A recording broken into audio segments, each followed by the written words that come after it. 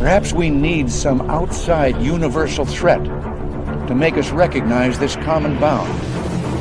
I occasionally think how quickly our differences worldwide would vanish if we were facing an alien threat from outside this world.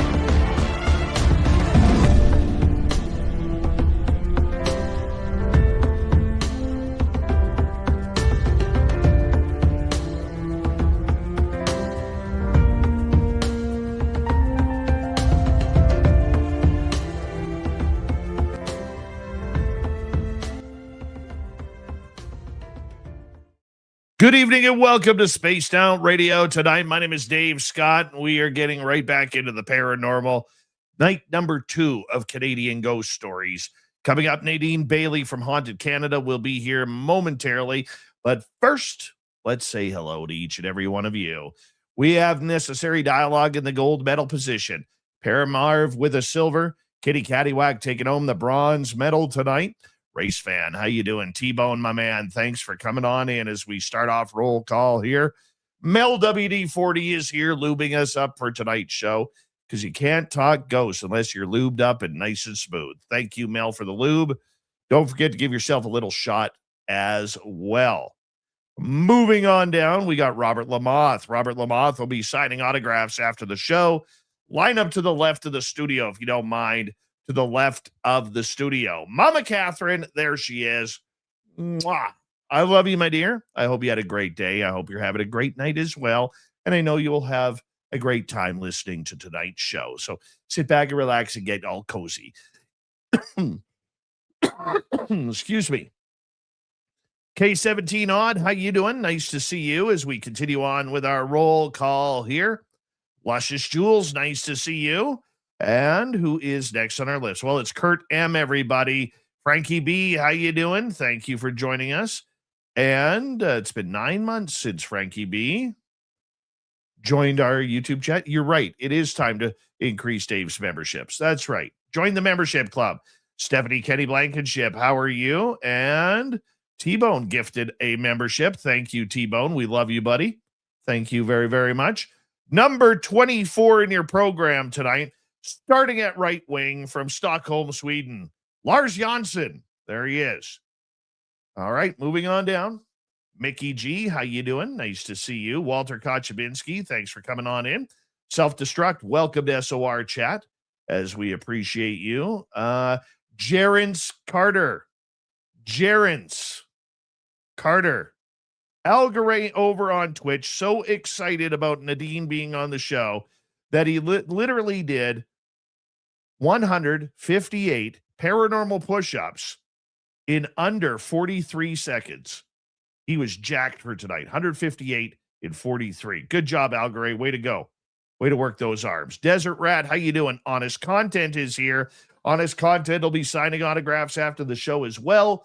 Line up to the right of the studio, if you don't mind. To the right of the studio. Tina Smith, thank you for joining us tonight. And Chris Irvin, welcome to SOR chat. And there's Jerence Carter. Jerence Carter. Yeah. Aggravated, nice to see you. Missouri Man, thanks for coming on in. Stargazer, good to see you here. All right, moving on down. Up next, Jerence Carter. There he is, Jerence. Nucker, how you doing, my friend? Nice to see you. T-Bone, my man, thank you for kicking off the Super Chat tonight. The Super Chat is a wonderful way to support what we do on this show on a nightly basis. So thank you, T-Bone. We love you. You are magical. Magical. Let me tell you, magical. All right. Where are we here? Louise, nice to see you. Uh-huh. And Blizzard Peak, welcome to SOR chat. I think we're caught up. All right. Hold on one second.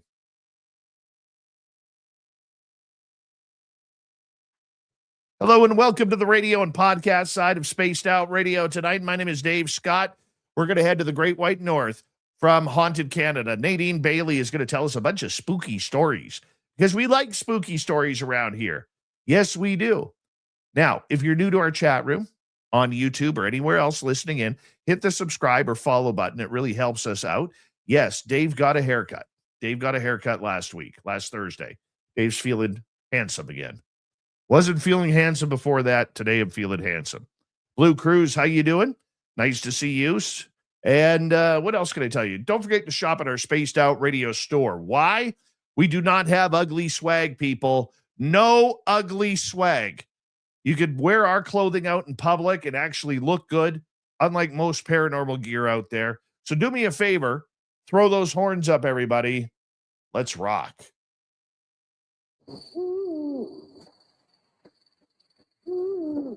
Are you ready to hear your mystic voice of the night? It's time to wake up. He's here. Be quiet. He's ready for you to listen. Let's point our ears towards the little cabin rooms. We're together, my friends.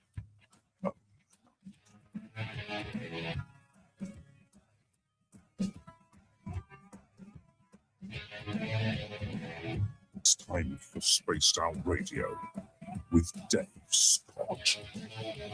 From the mountains of central British Columbia to you listening around the world, this, my friends, is Spaced Out Radio. I am your host, Dave Scott, sitting in the captain's chair of SOR headquarters. We welcome you to tonight's show on our terrestrial affiliates around North America, digitally on every major podcast network. Our website, spacedoutradio.com. We have a plethora of features for you. Rock out to Bumblefoot. Read the Newswire. Check out our swag as well. You can follow us on X at Spaced Out Radio, Instagram at Spaced Out Radio Show, and on Patreon in the Space Travelers Club. Tonight's show is brought to you by Caribou Con, September 18th through 20th. It's British Columbia's only paranormal conference. You're all invited. Get your tickets at cariboucon.com. We're stepping into the paranormal and supernatural tonight from Haunted Canada. Nadine Bailey is going to be joining us to talk some spooky ghost stories. Then in hour number 3, Swamp Dweller will join us for another creepy story. We're going to follow that up with Robin Haynes, who will be here for the Q&A. So let's get right to it, shall we? Award-winning storyteller Nadine Bailey joins us tonight to explore the chilling legends and haunted history behind Haunted Canada and the widely popular Edmonton Ghost Tours. As a writer, producer, narrator, and paranormal historian, Nadine has spent years uncovering Alberta's creepiest ghost stories, mysterious encounters, and forgotten dark history, like being a Calgary Flames fan. Nobody wants that. Nobody wants that. Through her immersive storytelling style, Nadine brings haunted locations and eerie Canadian folklore to life, like being a Calgary Flames fan, captivating audiences with tales rooted in real history and paranormal lore. So let's check it on out because she is absolutely amazing. Nadine Bailey, welcome to Space Out Radio for the first time. How are you? Hi, how are you doing? Thanks for having me. Is it easy to tell you that I'm an Edmonton Oilers fan by going through your bio? That's okay. That's okay. I'm an Oilers fan too. They're trying. They're trying so hard. Like I really wish they just Connor McDavid, but he's working really hard. He's trying hard. They'll get there eventually. It was heartbreaking. I'm a very positive person, so I'm positive they'll get there. It'll come. I hear you. But the window is closing, my friend. The window is closing, but that's for a different show and a different topic altogether. Let's learn about you tonight because this is your first time on the show. You love the paranormal. You're very entrenched with a great podcast that you just recently interviewed me on. It hasn't been released yet. I'm excited to hear that come out. You have a haunted ghost tour in Edmonton. You're a paranormal investigator. You're an award-winning writer and storyteller. I mean, that is a lot. What made you fall in love with chasing down ghosts and spirits? Well, who doesn't love a good ghost story? Like, seriously. So, when I was in university, I was in theater and all that, and just loved writing per se. And when originally from Newfoundland, so when I left Newfoundland, we moved to Alberta after university, and I had been working corporate for a while, hated it, don't we all? And my friend had a ghost tour back in St. John's, Newfoundland. And I was like, we didn't have one in Edmonton. And I was like, I could do this. I could totally do this. And this is like 20 years ago. So I was like, you know what? I could totally do this. I knew I could write it. I knew I could read it, and I knew I could perform it. So I decided to give it a shot. And I remember I told my husband, still my husband to this day, but I told my husband at the time, I'm going to start a ghost store. And like, seriously, like he thought I was like a little, cuckoo for Cocoa Puffs. And, he's still thinks I'm crazy, I'm sure. But I did it. And you know what? I remember I did that first one, like 7 people showed up, and I was hooked. And over the years, the stories have grown. The tours have grown. I went from 1 tour. Now I offer 6, close to about 7 different tours. And it's opened so many doors and so many wonderful opportunities that, it's never worked to me. If you love what you do, you never work a day in your life. And I love what I do. It is fun. And, as someone who runs a ghost tour here in my Caribou region of Me British too. Columbia as well, I can tell you there is nothing better than when you give somebody who's skeptical or a non-believer an experience that they can't explain. And we had the other night something actually happen on our ghost tour that I'd never had happen before. What So happened? normally we lead people into one of the rooms, okay? And we do it a little bit differently than I think you do. Like, we actually take people in the buildings on a paranormal investigation. Mhm. And I didn't even get into the room yet, and my group was already surrounded by 2 spirits in the room. And they were setting off all the machines, and then people are like, holy cow, look at this. Look what's going on here. It's absolutely incredible. And I left the room with a big smile on my face, and I said, this is why we do it. They wanted that communication to talk to a spirit. They got it. And people were left in awe. And it's amazing what can happen because so many people fear death, Nadine. I'm one of them. We fear death. We fear whether or not there is an afterlife. We want to believe there are spirits out there, that there is something going on, that we could still do our favorite things on the other side. But then there's that whole Darwin thing where you're like, you're one and done. You're one and done. So it really is amazing when you get some sort of confirmation. Mhm. It's really if you believe too. Like, some people believe, some people don't. To each their own. I believe there's something there. I hope that my family waiting for me on the other side. So, but yeah, it's interesting. It's a cool thing to do. And I interviewed you last week. And I just actually finished writing that script today. So, and it's a great script. So I'm excited for when that comes out. I'll let you know when. We had a lot of fun. We had a lot of fun. A lot of fun. So many stories, and I usually don't write episodes that long. Usually they go about 3,000 to 3,500 words. Like, I think the one I wrote, the one I finished today on you, is like almost 6,000 words. There was just so much. There was just so much good information, so much great stories, and so many hauntings. Oh my God. So I had to get it all in there. So we'll see what my producer does with it. I'm sorry for ruining it for you. Oh, it's all good. It was awesome. I loved it all. How did your paranormal journey begin? Like I said, I think it goes back to when I started the ghost tours. I mean, who doesn't love You never had anything before that? You never live in a haunted house or have any experiences? Well, it always goes back to, when I was a kid, and a lot of people talk about this, I was a kid, I was at 7, 8 years old, and I'd always see things in the house. I would always, like, the shadow in the corner of your eye, or I would see somebody standing in the corner, and you're always told as a child, there's nothing there, but it stays with you.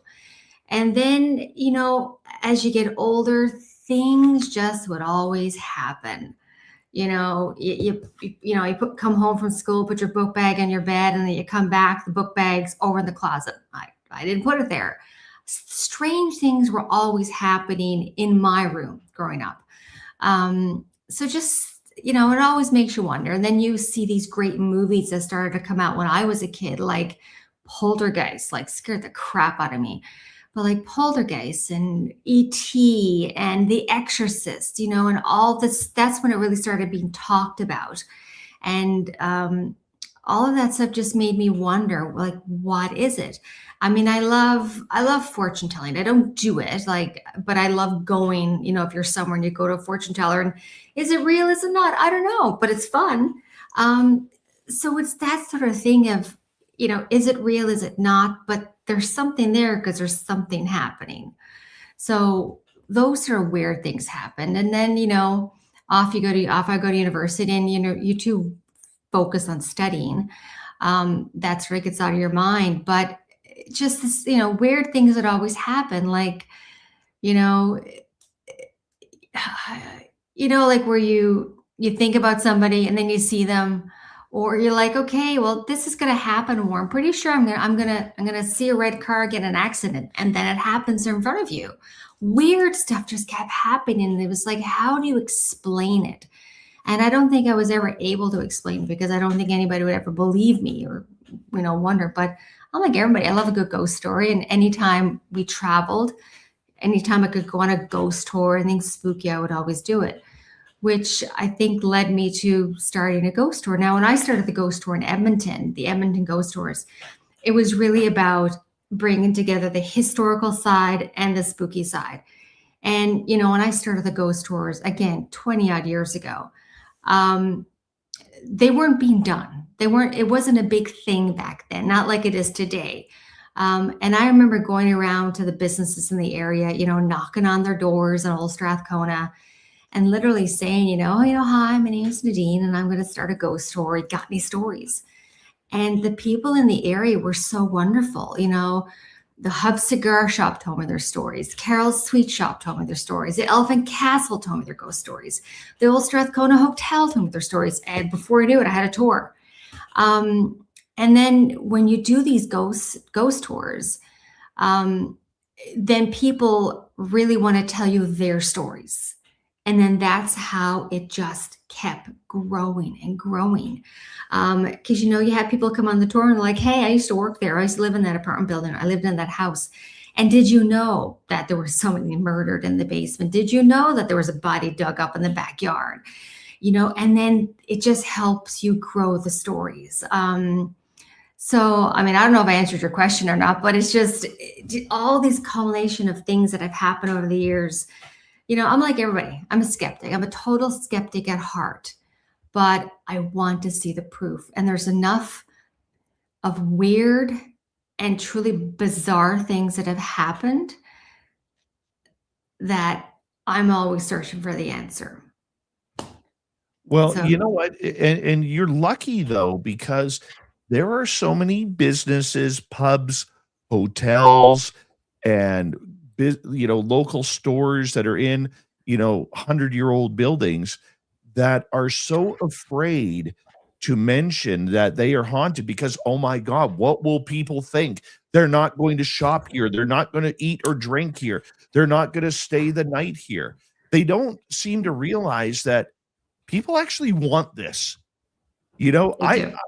I did a tour a couple weeks ago with our mayor, and she had wanted to take the tour for a while, and we did a media night locally here.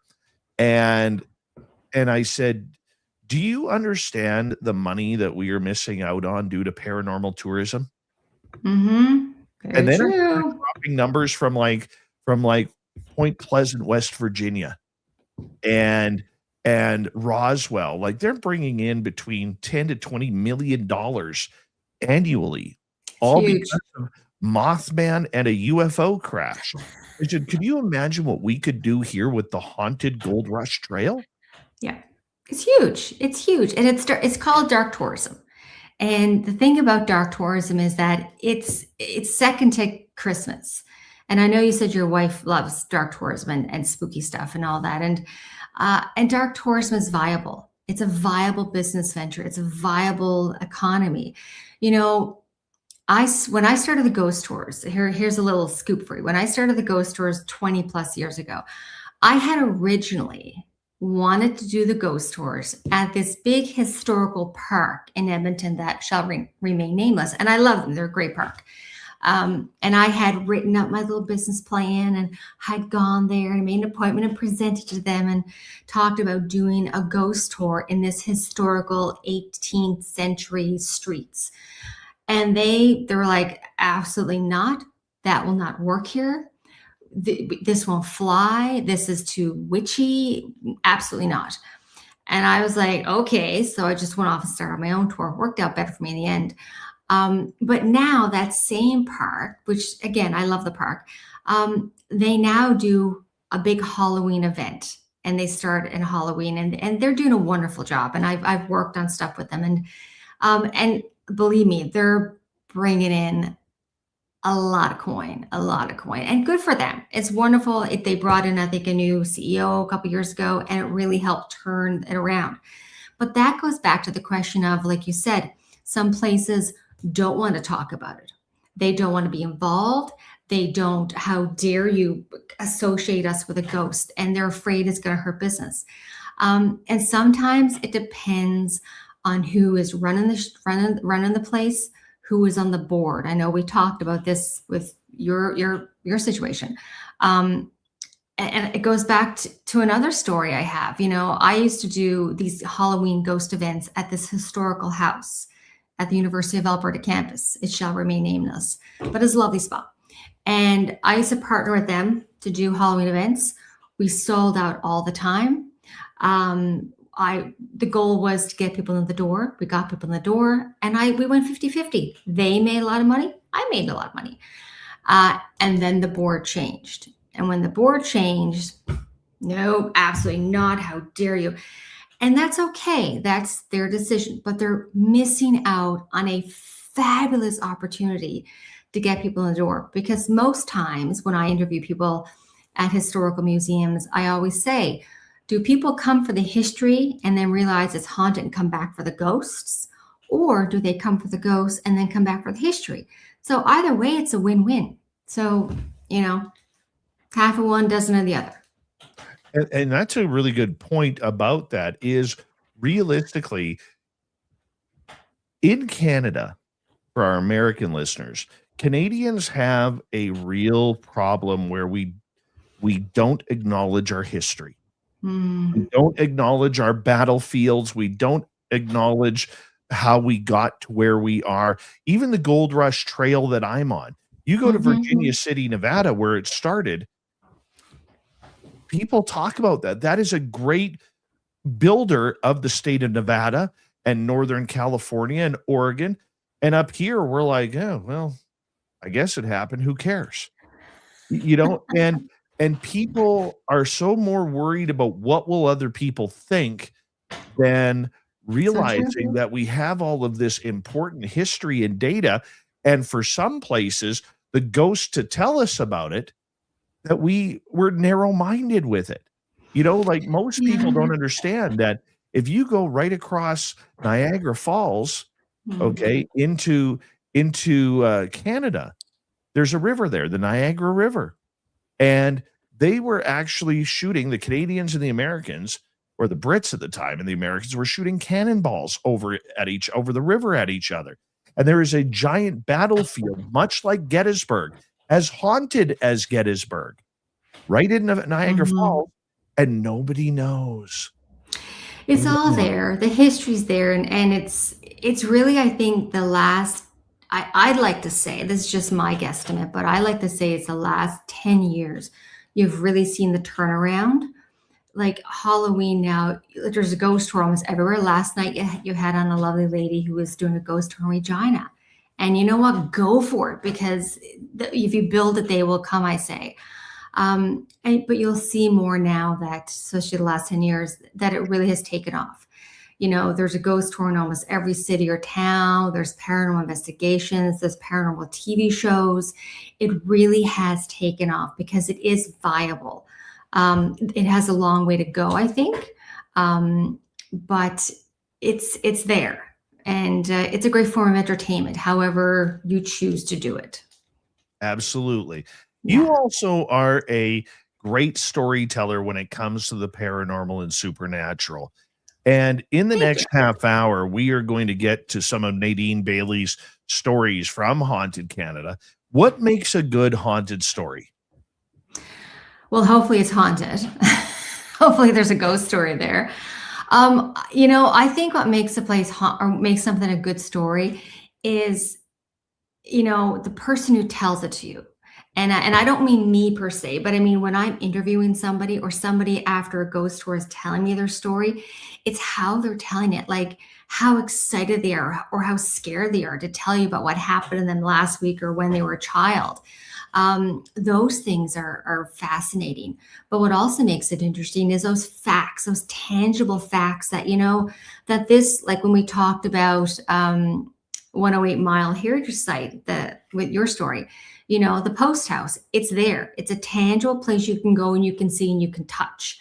But then it has such great stories surrounding this history and things that are documented, like Agnes McVie. Like this is a part of history that is creepy as hell. She, murdered how many people? It's those things that make it fascinating.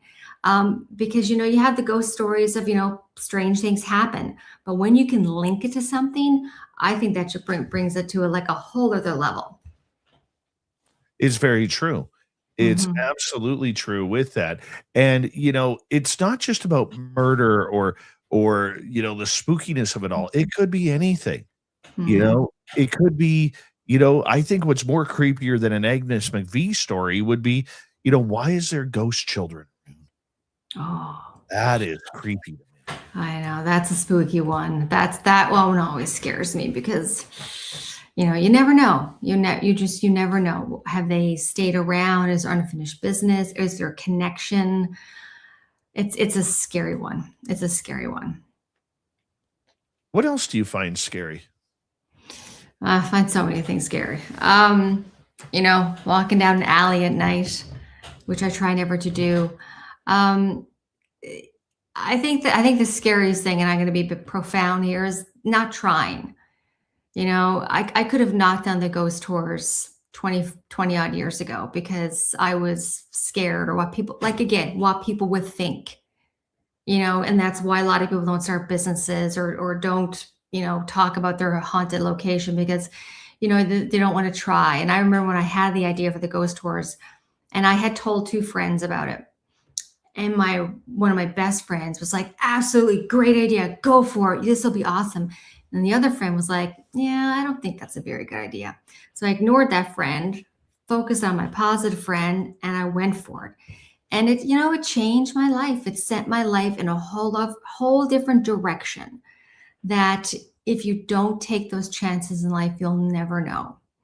And, I still do the ghost tours now and started the podcast a couple of years ago. That took off. And, it's led to so many amazing, wonderful opportunities that I never thought would come my way. And it just keeps growing and growing. And, the people I see in the comments, I haven't joined the comment section yet. But I see the comments on the side there and people who have been on the ghost tours and have stayed at Fort Edmonton Park and, have listened to some of my podcast episodes. And, this is the sort of thing that just blows my mind because who would ever, thought that these wonderful opportunities would come. So those, the scariest thing is not trying. So go And on after that, your note, I'm going dreams. to get you to hold on right there. Nadine Bailey from Haunted Canada podcast and Edmonton Ghost Tours. When we return, we're going to get into her favorite spooky stories of ghosts, spirits, hauntings, things that will keep you up at night, wondering if there's something spooky under your bed. This is Spaced Out Radio.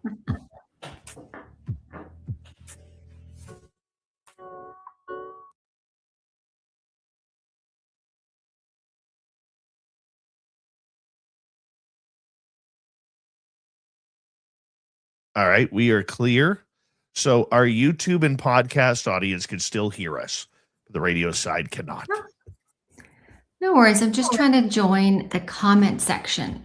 I don't know if I can. Can I join it? I think I can. If you go up to your right, it says, it should say comments. Yeah, it says I got How to you connect. doing? Let me see if I can connect here. Connect. You go, girl. Connect.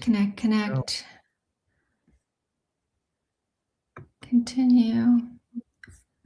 Oh, it says, whoops, we're having trouble. It won't let me join. It sucks. Well, that sucks.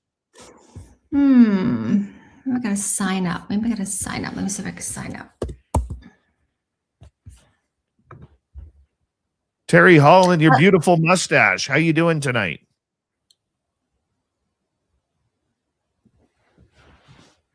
I like reading all the comments on the side. You have such a wide audience of people from all over the world. This is a small night too. Oh my God, did I bring the small people, the small night? No, it's I don't really mind because it's the paranormal in general. Like people are so hopped up on UFO stuff right now. Mm-hmm. Like my UFO audience recently has been like over a couple hundred in our chat room. And but paranormal usually comes back down. I think if this was like 10, 15 years ago, it'd be a lot busier. But I don't mind. I like mixing up the topics. I know, but I mean, UFOs are pretty cool. Yes. Like, pretty cool. Flubber Lane, how you doing? Bobbert, how are you doing? Little Benny Larson. I just wanted to say that on air. Little Benny Larson. Yeah, it's not letting me join the chat. I'm so sorry. I can't join the chat to talk to everybody. Oh, that sucks. That's all right. Oh, well, I'm sorry I can't join the chat. Can the chat people hear me? Pardon me? Can the people in the chat hear me? Yeah. Oh, I'm sorry, everybody. I can't join the chat. I'm so sorry. But please, if you get a chance, follow me. Join my podcast, Haunted Canada. Follow me on TikTok. I have a YouTube channel, Haunted Canada, as well. Not as big as Dave's, but I'm trying. So if you want to follow me anywhere, please do. It sucks I can't join. Sucks.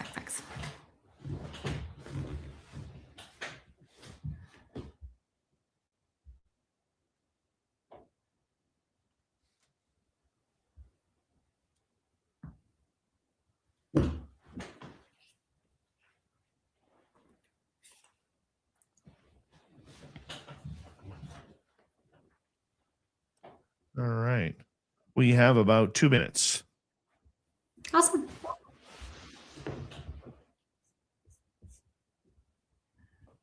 Good times here so far. Oh, they see and hear me. Thank you, T-Bone. T to the bone. T to the bone. That's like what you say it. T to the bone. T to the bone. Yeah, like I said, you never know where life's going to take you. I mean, if I had never started that first ghost tour, I never would have taken this turn in different direction in my life. It is fun. It's very fun. It's, and it's led to so many just wonderful opportunities and, partnerships and working with different tourism boards and bureaus and, traveling traveling as an influencer, traveling as a content creator. Like, who knew that that's where life would sort of turn? Like, it still blows my mind a bit. You know what? I just wish I had started it all sooner. If that makes sense. Lisa Smith, how are you? Nice to see you. Who do we have here? Two Shadows. Thank you for that lovely super chat. We really appreciate your love and support, along with T-Bone. Thank you, Two Shadows.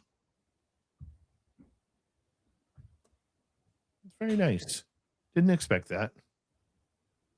Mr. Cowley, welcome back to the show.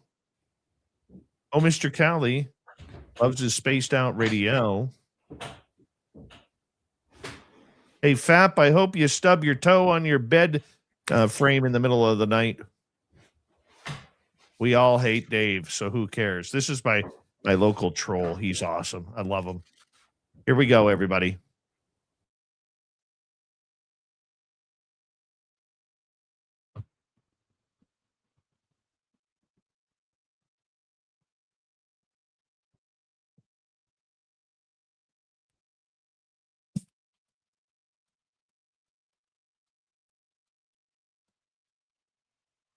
You're into the second half hour of Spaced Out Radio tonight. My name is Dave Scott. Special shout out to our brand new radio affiliate, AM 1150 in Kelowna, British Columbia. Thank you for adding SOR to your nights. We absolutely love it. We look forward to making some new friends in the Okanagan region of British Columbia. We want to remind all of you that if you missed portions of this show or others, check out our free archives on YouTube or any major podcast network. Our website, spacedoutradio.com. We have a plethora of features for you. Rock out to Bumblefoot. Read the Newswire. Check out our swag as well. You can follow us on X at Spaced Out Radio, Instagram at Spaced Out Radio Show, and on Patreon in the Space Travelers Club. From Haunted Canada Podcast, Nadine Bailey is here. She's an award-winning storyteller of all things spooky and strange. And Nadine, we're so glad you're here for the first time. How are you? Oh, I'm doing great. Thanks for having me. I really appreciate it. Creep us out a little bit. I'm going to put you on the spot. Creep us out. Tell us a good ghost story. Oh, there's so many good ghost stories. I'll start by some of the stories that I talk about on the Edmonton Ghost Tours. And I know if any of your listeners have been on my tour, if you have, let us know in the chat. I'm sorry I wasn't able to join the chat, but thank you for all the comments. I'm reading them as they go by, and I really appreciate them all. Oh my God. So I do the ghost tours in Old Strathcona. And if you're familiar with Edmonton, Old Strathcona is a beautiful historical area. But, it can be a little creepy at times. So one of the stories that I sort of levitated to right away when I started the tours was about the Old Strathcona Hotel. It's right on the corner of White Avenue and Gateway Boulevard. It used to be this bright orange mustard style old hotel that was built in like 1890s, where, people who are going to the gold rush up your way, that's where they would stay before they went up through Edmonton to the Yukon for the gold rush. But there was a really sad, tragic murder that happened there back in the early 1980s. So a man had been living in the hotel at that time. It was a hotel, like a transient hotel. You could rent by the room, probably by the hour as well. And a man had been staying there, cheap accommodations. And one night he went out for a walk on White Avenue. And he bumped into a lady of the night and brought her back to the room. He got what he paid for. But when she went to get her money, he wouldn't pay. And of course, he became so enraged that she was asking for money that he strangled the woman to death in the hotel room. It's the room on the second floor that looks down into the back alley. And when he murdered her, of course, he had to get rid of the body.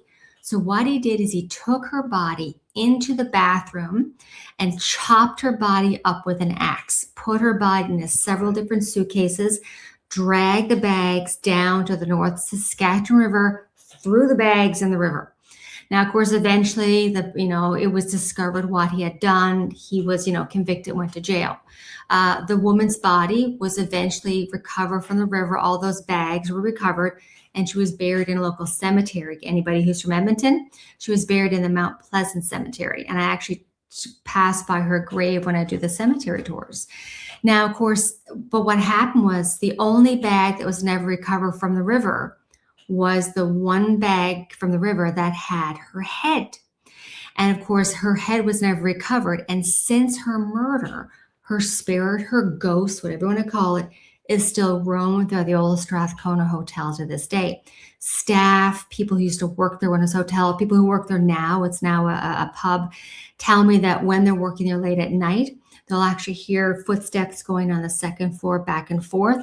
They'll see blood streaks down the wall, down the hallway, as if someone is being dragged, blood streaks down the wall.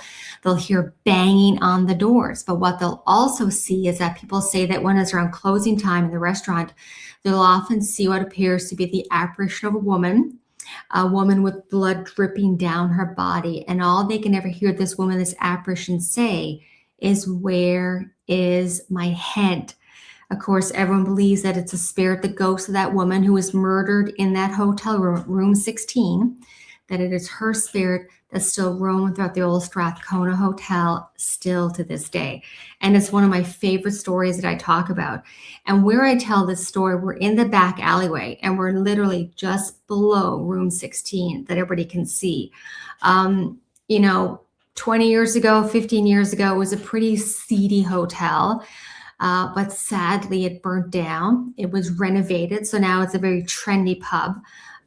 But it still has lots of ghost stories surrounding it, including that murder. And that's one of those ghost stories that it's, true fact. This woman sadly was murdered. It's very tragic.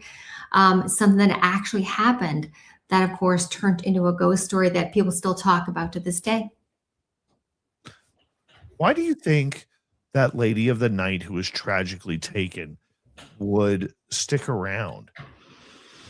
It's a great question. The whole story is based upon the fact that, she's still looking for her head. That's how I tell the story. Because her head was never recovered from the river. Her head was never recovered from the river. She was never buried with her full body in the cemetery, that she's still wandering the place where she was murdered. People talk about residual energy left behind, that negative energy when somebody's murdered, which is just tragic in itself, because whether this woman was a lady of the night, whatever she was still somebody's daughter, somebody's friend, somebody's family member. And it doesn't matter what she did for a living. She was still a person, and sadly she was murdered.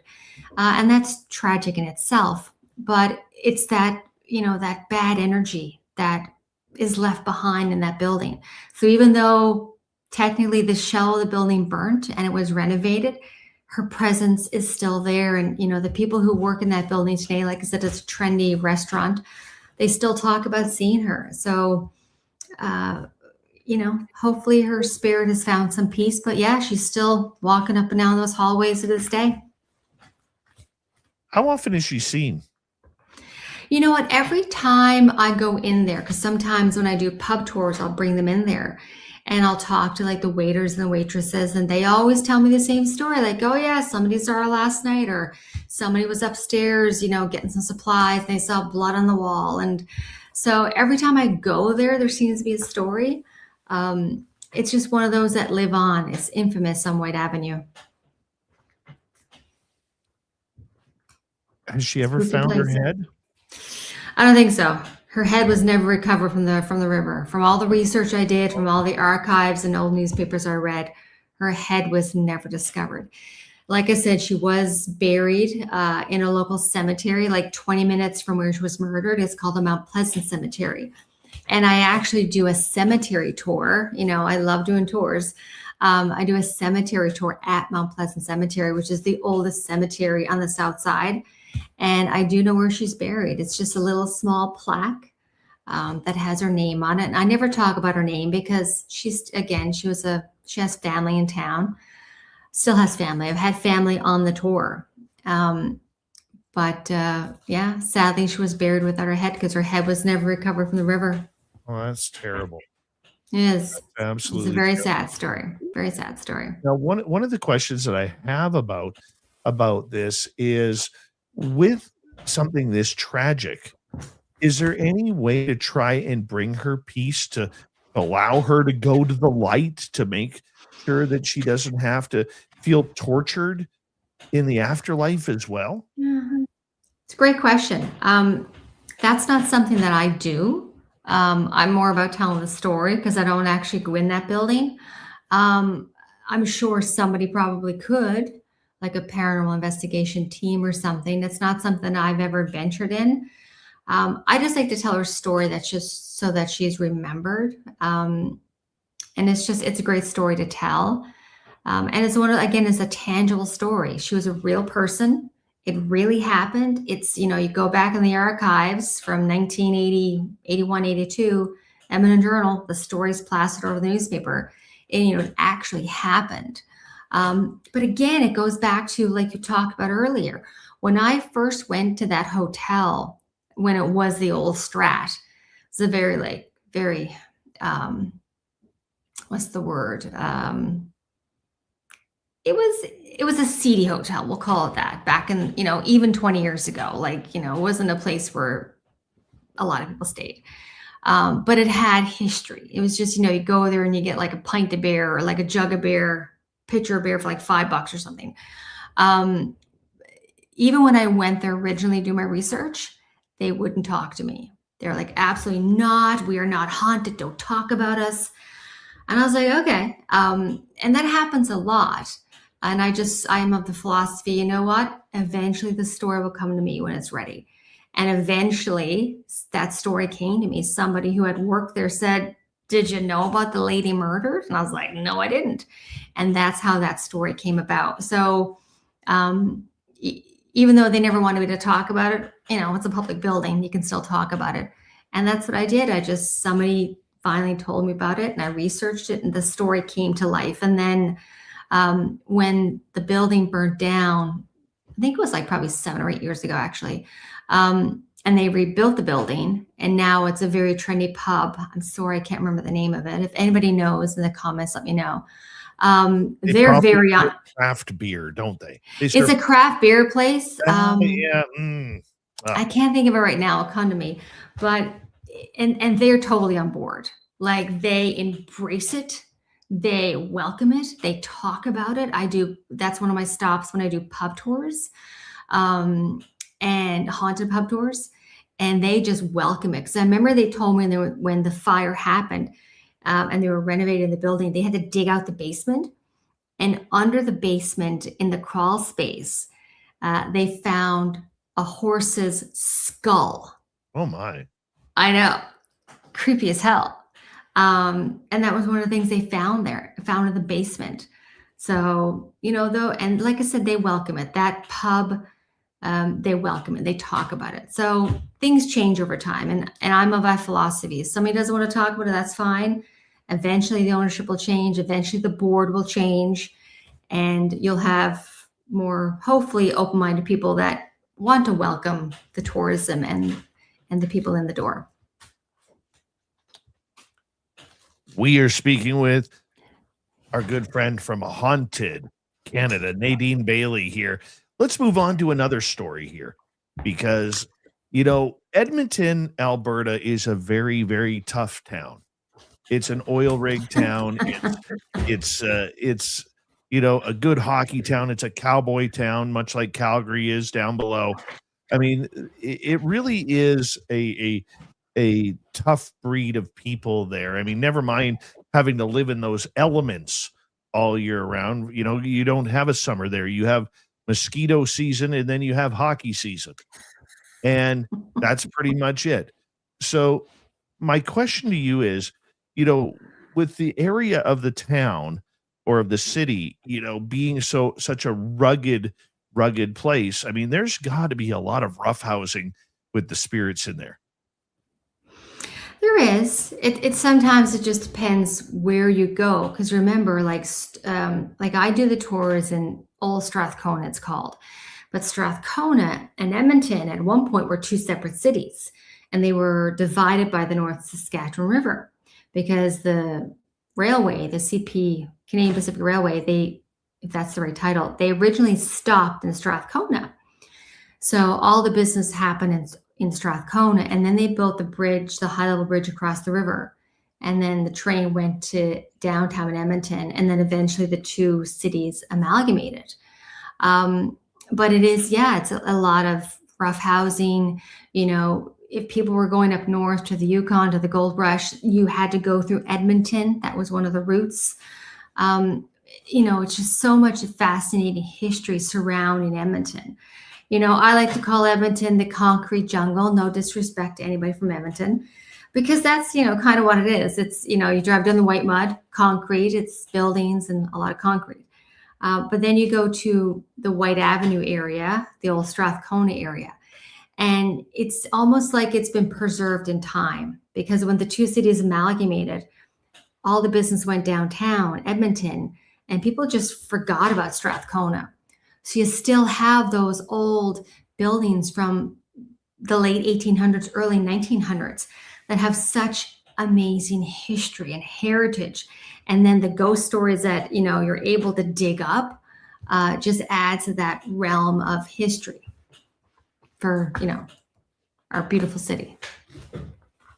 Tell us another Edmonton ghost story. So many to tell. Well, another one that I love to talk about on the ghost tours when I'm doing the ghost tours, and this is another one that came for me literally being so young and naive, literally knocking on a door.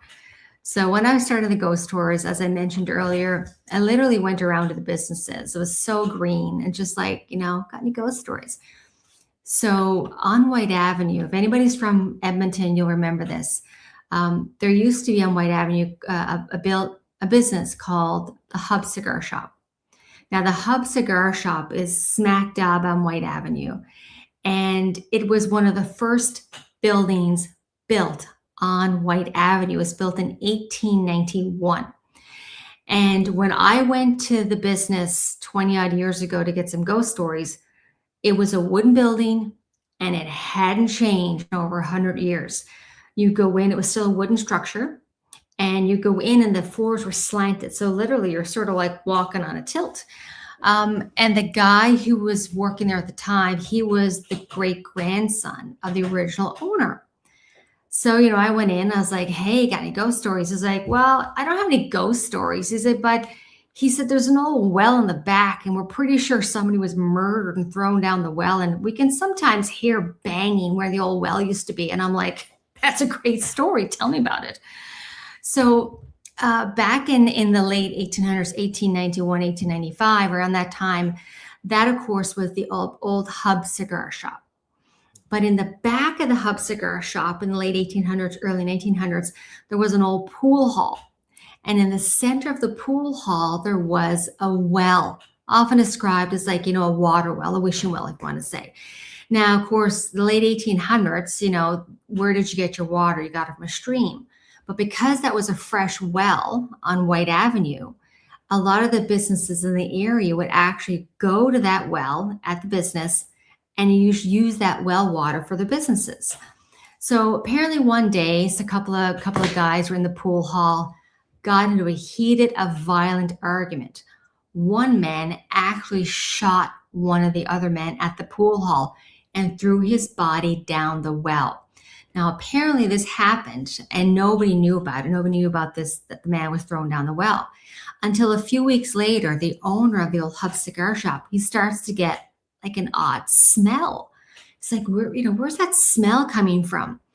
And around the time they're getting the smell, people are still pulling up buckets of water from the well, and people are drinking the well water and they're starting to get really sick. So along with people getting sick from the well water and people getting that smell, the owner of the Hub Cigar Shop finally decides, okay, look, I got to figure out what's happening. Where's this smell coming from? So the great grandson told me that what happened is they actually decided to send somebody down the well to investigate where the smell is coming from. So the owner back in the late 1800s actually took his 11-year-old nephew, put a small rope around his waist, handed the young boy a candle. Remember, late 1800s, handed the boy a candle, lowered him down into that dark well, where the young boy discovered, of course, that there was a dead body of a man, a patron of the pool hall. His dead, rotten corpse was found down floating, decaying in that well water with one actually bullet shot through his head. Now, of course, this, they realized that, the man had been murdered. Now, why the man was murdered, of course, there was a fight at the pool hall, but why he was murdered, why his body was put down in that well, it's a mystery that still remains literally unsolved to this day. And I was told by the Edmonton police that it's actually the oldest unsolved murder on White Avenue, still unsolved to this day. Now, of course, eventually they pulled the dead body out of the well water. But after that, nobody would drink from that well water ever again. But then as the decades went on, the well got covered over with just plywood because, again, they never renovated the building. And staff would always say that they would often hear banging on the floor from where that well, of course, where it was covered over. They'd hear it as if somebody's banging from the floor. Now, fast forward to about 20 years ago, sadly, the Hub Cigar Shop burned down. The Strathcona Hotel burned down. The Hub Cigar Shop burned down. A couple other buildings burned down. Everything burned down. And they did renovate it. They brought it back to life. And it's been several different businesses over the years. But every time it's a new business, whether it was a Cinnabon, it was a restaurant, a couple of other places, I would always go in. I talk to the owners, tell them who I was, tell them what I did, tell them about the stories. And every couple, I always go back a couple months later, and they would always tell me the same thing. They're like, yeah, there's always this banging noise in the back storage room. And it's always right around that area where, of course, that well used to be, where it's covered over. And I've been to that back storage room, and if you bang your foot on the floor, you can still hear that hollow sound where that well still is to this day, because it never was really filled in. It was just plywooded over. So to this day, many people believe that the man that was murdered, shot, thrown down in the well, that his spirit is still in that well, still banging, trying to get out. And interestingly enough, not a lot of businesses last in that building. I think, like every 9 to 12 months, there's always a new business there. So who knows what happens, but it's another just really odd, interesting story that happens on White Avenue. We have 2.5 minutes to go before we have to go to break at the top of the hour. From Haunted Canada, Nadine Bailey is joining us. Time is flying. Yeah, how are you? Haunted White Avenue. I mean, every city in town seems to have that one haunted street in it. Why do you think, when you look at this story and you look at others, why does every city just have that one street where, everything seems so supernatural? I think it's the history. It's it's always those areas of a city where time hasn't changed. The buildings that were built in, the 1800s are still there. The history, the heritage is still there. So I think it's your older parts of town. It's like if you go to Kingston or Victoria, whatever, it's always the older section of town. I mean, I'm not going to go and do a tour, up in Summerside, a new subdivision. That would make no sense. It's always old historical places, because, when I'm on White Avenue, we may be standing, we may be standing in front of an ice cream shop, but that same ice cream shop was the old Dominion Hotel from 1901. That was also the first brothel in the area. So the history's there in the buildings and in the bones. And it seems to live on, no matter how many Starbucks pop up, or, how many restaurants or pubs pop up, that history is still there. I love it. I love it. When we return from the break in about 45 minutes, people can download your podcast for free. It's called Haunted. It's called Haunted Canada, and you can go to hauntedcanada.com, check out the podcast. You have some real creepy interviews that you have done in here, and I want to learn about these ghosts and spirits and monsters that you have chased down through your podcast. I think it's going to be absolutely great. We will also get to some audience questions coming up. If you're in our YouTube audience or you're on X, just put your questions in capital letters and I will be able to get them to Nadine. This is Spaced Out Radio. Nadine Bailey from Haunted Canada Podcast and the Edmonton Ghost Tours is our guest tonight. We're having a lot of fun with her. And I hope you are too, because there's something about paranormal stories that are just weird, because it always makes you wonder, when you turn those lights out at night, you're walking off to bed, you're about to get cozy, and then all of a sudden you see something strange or hear something strange. It gives you a little bit of a chill, wondering if you're really alone, even in your own house. The spirits are everywhere, everybody. This is Spaced Out Radio. This is Spaced Out Radio with host Dave Scott.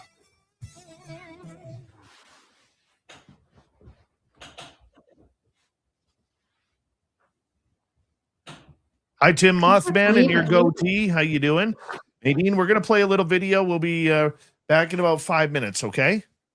Yeah, I can't believe it. Hours gone by. It's so fast. I told you. You did. Here we go.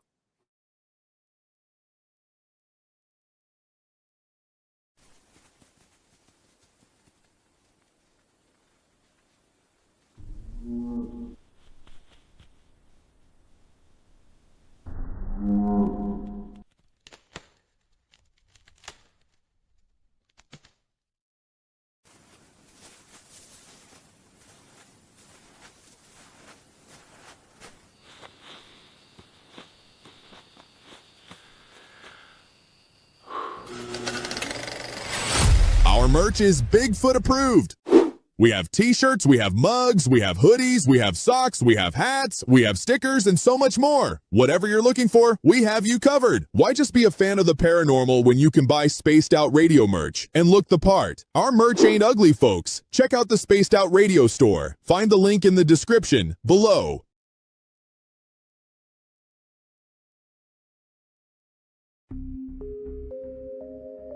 Lurking within the forested region of the 108-mile ranch, where the worlds of the normal and paranormal collide. CaribouCon is waiting for you, bringing together a panel of renowned experts in the paranormal, cryptid research, and UFO phenomena fields. Get ready for a spine-tingling weekend in the heart of British Columbia. Enjoy fascinating discussions, presentations, tours of local haunted areas, and skywatching. Learn from investigators, authors, and enthusiasts who explore everything from ghost hunting techniques to sightings of Sasquatch and beyond. Whether you're a seasoned paranormal researcher or just love a good spooky story, this is your chance to connect with fellow enthusiasts in one of BC's most mysterious areas. Tickets are on sale now. Grab yours before they're gone. Visit cariboucon.com for details, tickets, and updates. Are you ready to dive into the weird and wonderful world of cryptids, cartoons, and chaos?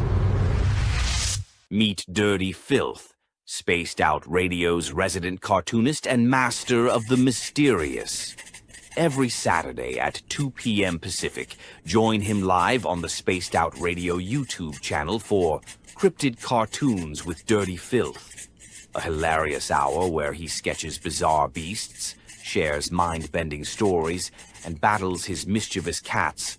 Whether you're a UFO enthusiast, paranormal fan, or just love quirky art, Dirty Filth filters the universe through his unique lens, creating cartoons that capture the strange, dark, and supernatural. Follow Dirty Filth on X at Filth1 or Facebook at Dear Filth for more filthy fun. Find his link in the description below.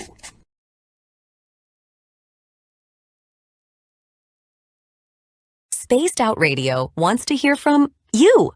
We love our community, and your voice truly matters. Drop a comment after every show and let us know what you thought. Agree with our guests? Tell us why. Disagree? We want to hear that too. We read every single comment. Jump into the live chat during the broadcast and be part of the conversation in real time.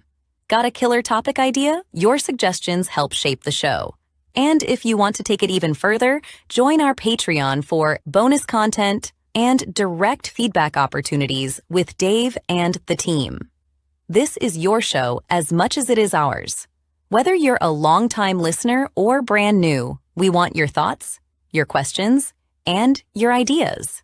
And let's keep building this incredible community together. Spaced Out Radio, where the conversation never ends.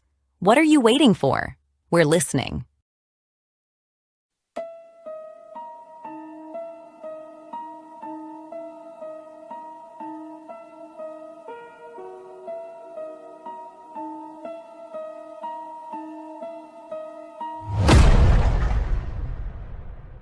with 5 explorable Gold Rush era buildings said to be home to spirits of a time forgotten. The 108-mile heritage site in the heart of BC's Caribou region offers a unique opportunity for thrill seekers and history buffs. For an evening of historical fun, step into our guided ghost tours, where spine-chilling stories of Gold Rush legends and unexplained encounters come alive. For those craving even more, inquire with us about conducting a hands-on paranormal investigation of your own. And if you're truly brave, book our haunted sleepovers. Spend the night at our B&B inside the McNeil House to truly experience this historical landmark and its ghostly secrets firsthand. For booking or inquiries, go to haunted108.com.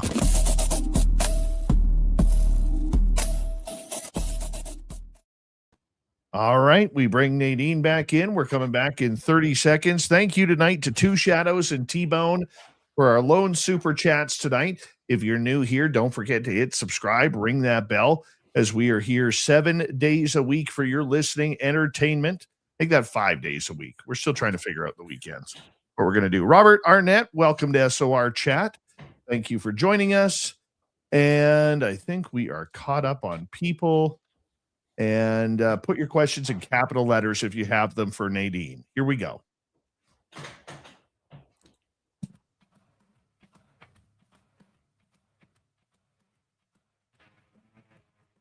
Here we go with hour number 2 of Spaced Out Radio tonight. My name is Dave Scott. Thank you very much for listening on in as we talk some paranormal supernatural stories with Nadine Bailey from the Haunted Canada podcast and Edmonton Ghost Tours.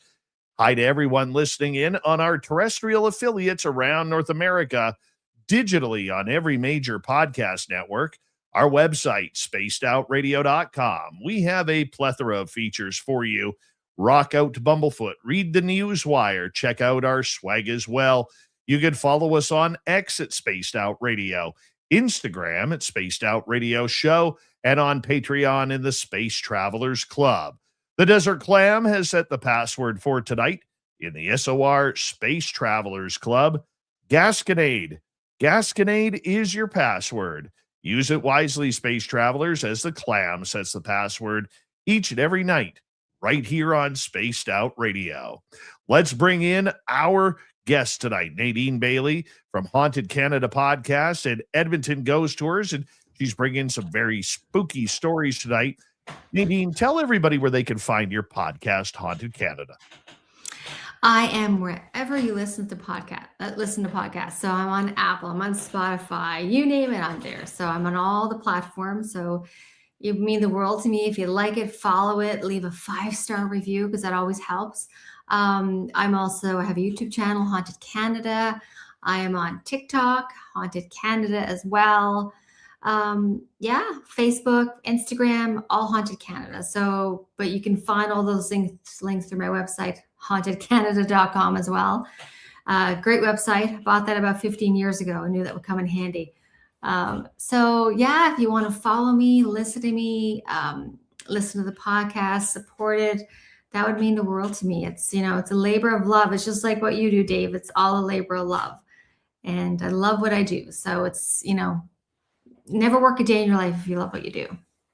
I don't blame you for loving what you do. It is so much fun talking about these subjects and telling people stories. Your podcast, Haunted Canada, you delve into all sorts of hidden gems of ghosts and encounters and cryptid encounters and all sorts of different type of activities, mainly paranormal, though. I want to ask you about a few of these ghosts, if you don't mind. Go for it. All right.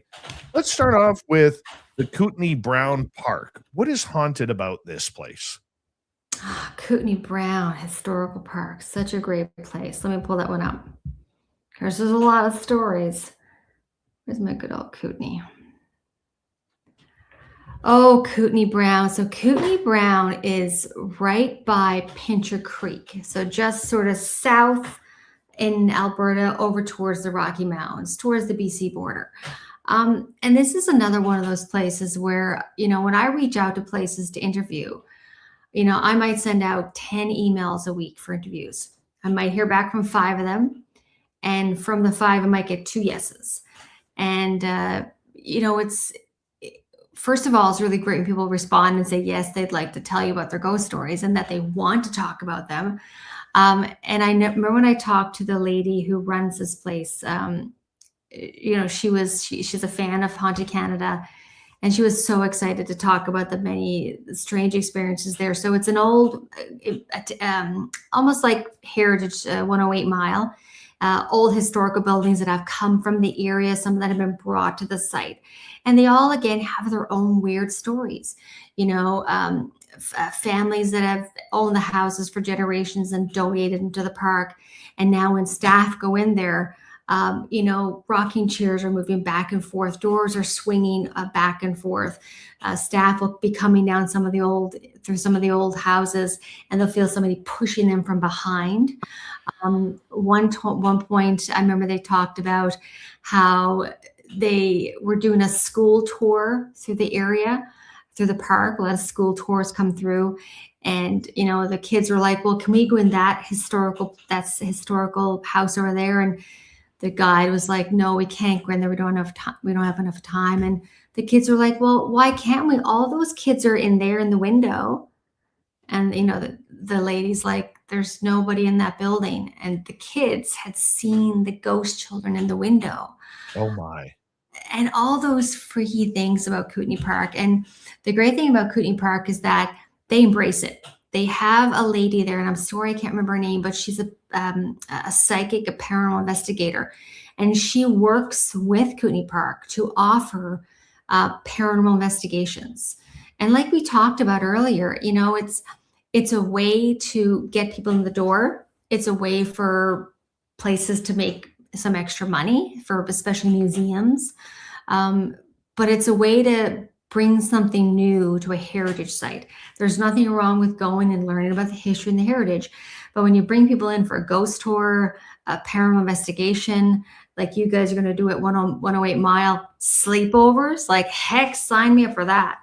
Like, people love that sort of stuff. So Kootenay Brown is just another great little historical place in the Rocky Mountains, right on the base of the Rocky Mountains, that is, hellish haunted. And they welcome it. They embrace it.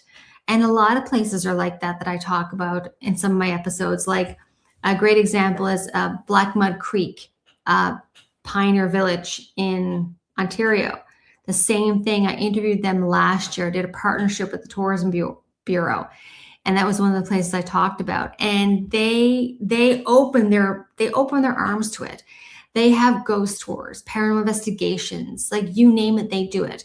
And it's a moneymaker for them, but it's a way to offer something different. And like I said, there's nothing wrong with going and learn about the history, but you know what? You've got to diversify. And, when you do these diversification plans in historical parks or heritage sites, or what you guys are trying to do at 108 Mile, I think it opens the doors for new possibilities. So like Kootenay Park, like Black Mud Creek, they're all creepily haunted. And that's how I think the stories grow. Sometimes you'll hear stories about, the ghosts don't want all these people around, but then you hear great stories of people, and the ghosts are sort of welcoming all the attention. And again, I revert back to 108, what you told me in our interview last week. You have that up there. Some of the ghosts don't want people there, and some of the other ones welcome it. And that's you hear a lot of the similar stories when you do all these interviews. Whether I'm talking to a museum in Nova Scotia or somebody over in England, hellish haunted.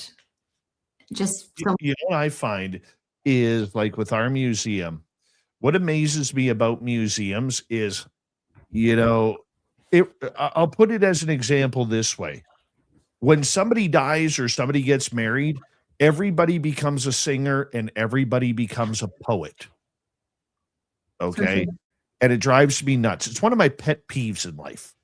And it's the same thing with the museum, where the minute somebody finds out it's haunted, automatically they've become psychic, that they know what the spirits want, that they know how it's haunted and why they're here. And I've had so many people come up to me, that ghost in the house, that little girl, that's really really an old hag that is trying to look young. No, it's not. No, it's not. You've never been here before. Okay, you've been here maybe once. I've done over a couple hundred investigations here. I think I know. Don't try and tell me. Not to sound cocky or brash, but you get those people out there who all of a sudden are psychic. And I don't know if you've ever heard the story of Mandy the Haunted Doll in Quesnel, British Columbia. Yes. Well, Mandy is rated one of the top 10 most haunted dolls in the world. And the funny part about that is that museum in Quesnel has had so many psychic people go in there who have claimed that they have cleansed Mandy. They've sent Mandy off, and Mandy's still there, but it's just amazing how everybody becomes a psychic at these places. It is. And it's one of those things, I've seen enough or heard enough over the last 2 decades that, I just roll with it. I roll with everything.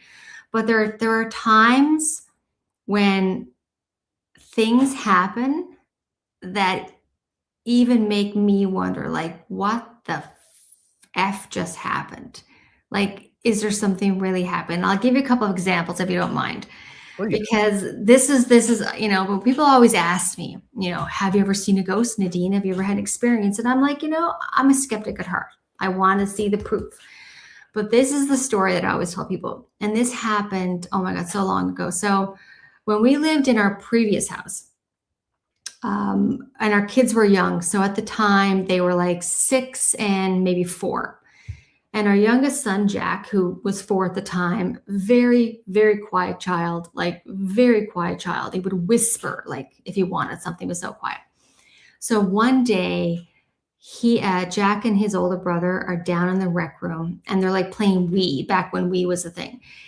And me and my husband are up in the kitchen, whatever. It's a Saturday afternoon. And all of a sudden, little 4-year-old Jack comes upstairs, and he just stands in the kitchen, quiet as a mouse. And I'm like, what's up, Jack? And Jack, again, very serious, says, I don't want to play downstairs anymore. I'm like, okay. I just assumed like maybe, his brother's picking on him or something. And I'm like, well, why don't you want to play downstairs anymore? And again, Jack, very serious child, says to me, because the man on the pool table keeps staring at me. And at this point, my husband, very logical man, he's like, what the hell did you bring home? And I'm like, calm down, calm down. So I'm like, okay, Jack, let's go downstairs and check it out. So I take little Jack by the hand, and we go down to the rec room, get to the bottom stairs. My other son is oblivious. He's still over the playing Wii. And I'm like, okay, Jack, do you see the man? And Jack says, no. I'm like, okay, well, where was he? And Jack says, he was sitting on the pool table.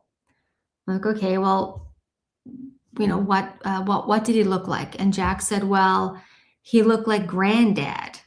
Now, Granddad is still alive at this point, so which meant that he was an older man. I'm like, okay, well, what was he doing? And Jack says he was doing this with his finger, like, come here. And that's when Jack came upstairs.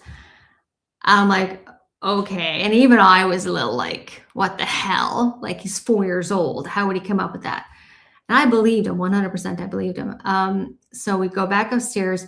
Now, after that, Jack would never go downstairs by himself. And like I said, total skeptic at heart, but still that night when everybody went to bed, I still went downstairs to the rec room, and I was like, okay, look, if there's anybody here, you're welcome to stay. I was like, please don't let my kids see you, because they don't understand. And Jack never saw anything again. He never told me that he saw anything, but he still remembers that to this day. And that's a story I always tell. So fast forward about a week later, Saturday night, my husband, the kids are gone to bed back, when they went to bed at like 7:30. They're in bed. My husband and I are Saturday night. We're watching probably a movie or something. Quiet. I'm in one chair. My husband's over on the couch. And then sort of in the center of the living room, there's those little play phones that kids would have. You drag on the cord, and little toy phone, little Fisher Price phone. So we're watching a movie, and all of a sudden, the little phone starts ringing. Oh my. And I look at my husband, and he looks at me, and I'm like, what the fuck? And the phone just starts ringing. Doesn't have batteries in it. It's just like a Fisher Price thing. It starts ringing, and it keeps ringing. It keeps ringing. And my husband, again, very logical man, he gets up, picks up the phone, opens up the back patio door, and flings it into the backyard. The phone never came back in the house again. I think we donated or something. But, weird stuff just always happened in that house. Like I remember, and it was like a new subdivision. So I don't know, but it was a new subdivision. And I remember like my husband I'd be home with the kids, and like my husband would go to work. Like he usually leave at like 6 or 6:30 in the morning to go to his office. And I remember I'd come down in the morning, every cupboard door was open, reminding me of like Poltergeist. Every cupboard door was open. And I remember I used to phone him like, did you leave all the doors open in the cupboard in the kitchen? He's like, no, but every door will be open. And I close all the doors, and I make the beds. I go upstairs, all the bed sheets be pulled off. Like just weird stuff would happen in that house. I never felt uncomfortable. I never felt uneasy. So, I mean, I don't know. Was it something that was there? Like I said, it was a brand new house. Nobody had ever lived in it. It was a brand new build, and we just bought it. Or was it something that came home with me? Because I hear that a lot. So I don't know. I love that house. It was a wonderful house, as where we brought our babies home and where they grew up, and we did eventually move. We built a new house, but I love that house. It has great memories, great, history, great everything, but weird shit, excuse my language, weird shit happened in that house all the time. Like I remember we used to come down in the morning, like we'd go out for a bike ride. We were big on bike rides. And, we'd go out for a bike ride with the kids, come home, all the shoes that were in the front porch area would be in the living room lined up. Like just weird stuff like that would just always happen. So just, yeah, it was a creepy house. Loved it. Loved the house, but just creepy. And nothing ever happens in our new house, which is sad. I'm okay with that though. Nadine Bailey is our guest tonight on Spaced Out Radio from Haunted Canada. How does one know if they have a haunted house or if they live in one? What should they be looking for? Their kids seeing a man on the pool table or a phone ringing in the living room, a toy phone ringing. Weird stuff. I don't know. Just it has to be just weird stuff. Like there's a lady in Edmonton. I can't remember her name right now, but she's a psychic. Like they drive around in a hearse. It's so cool. I want to get a hearse, but my husband said no. And I remember like she would cleanse houses for people. And I had a couple of friends who came to me once and were like, there's something weird happened in our house. And she actually went and cleansed their house where the paranormal stuff stopped. But yeah, like stuff just, whether it's good or bad, stuff just happens if your house is haunted or if there's a paranormal activity. Like I said, I didn't experience anything negative, and I thank God I didn't, because I don't think I could handle that. But then you hear about other people who did it. Like when people come on the ghost tours, they tell me all the time about like negative things that would happen in their homes. And I remember one lady said like she would come home in the nighttime. She was a nurse. She would come home in the nighttime, and like she would find kitchen knives like into the butcher block. And she lived like not in a house, but like in an apartment complex. How would that happen? It was just, she said she moved out of there, she said, but I don't know. Just if weird stuff is happening, you probably got a ghost. Yeah, you never know when you're going to get that ghost. That is for sure. Let's get to a question here from our audience, because I do want to bring them into the game here. And Joey is asking, have you heard about Burton Cummings Theater in Winnipeg? I have a woman ghost wearing a wedding dress. She's apparently from the 1900s. I have heard about that theater. I did an episode on the Burton Cummings Theater. Oh my God, probably 4 years ago. I have heard about being haunted. I think I don't have it in front of me. And correct me if I'm wrong, Joey. I believe it goes back to wartime when something about a soldier and a woman, and the soldier died during the war. That's what I remember about that one off the top of my head. Correct me if I'm wrong on that. But I do, like, Winnipeg has so many great haunted spots. Winnipeg's a violent city. It's a lovely city. They do have a great hotel there. What's it called? The haunted hotel. Oh God, please tell me in the comments, tell me. I stayed there. I can't even think of the name of the hotel, and I stayed there. There's a haunted hotel in Winnipeg, and it has a haunted room. I can't think of it. I'm so sorry, but it'll kind of be Fort Garry. I knew I'd remember it eventually. Fort Garry Hotel. Has anybody ever been to Fort Garry Hotel? If you do, let us know in the comments. So Fort Garry has a haunted room there. And I had the great luck of staying in that hotel probably about 5 years ago.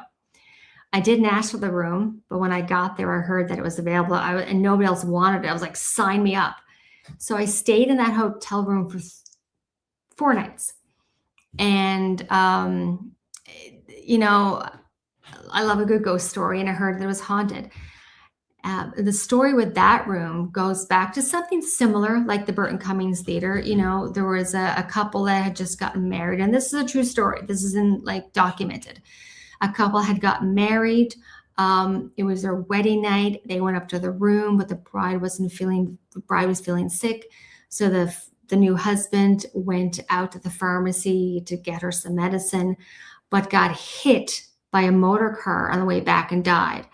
And when she was told, as she's sitting there on the bed waiting for her new husband to return to the room, of course, police arrived and told her the husband had been killed going to get her medicine. She was so distraught that she actually sadly took her own life by hanging herself in the closet in that room. Oh my! I know it's another tragic story, very sad story, but it is it's a tangible story that happened and is linked to that room. The hotel talks about it. The hotel embraces it, which I think is wonderful. So I'm staying there. So the very first night I stayed there, I was so exhausted. I was just slept through the whole night. Second night I was there, I was actually really, really sick. I don't know if it was a flu or a bug or something. And I remember I went to bed that night. And I was really sick, and I was just like hot and cold.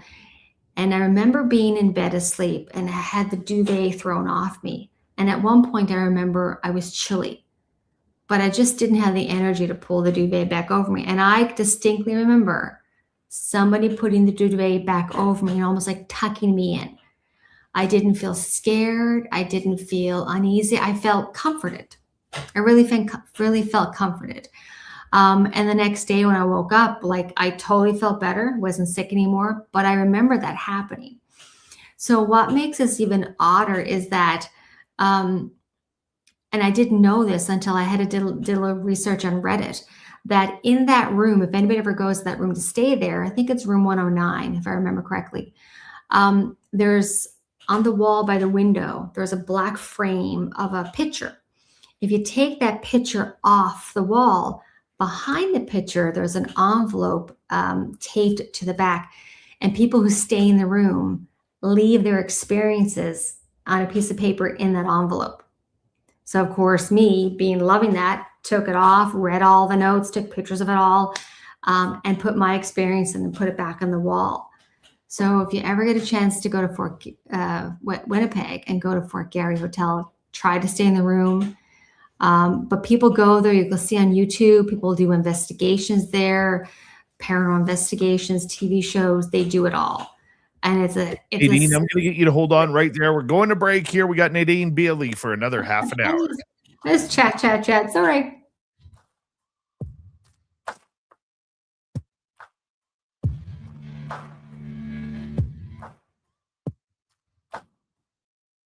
You're listening to Spaced Out Radio with your host, Dave Scott.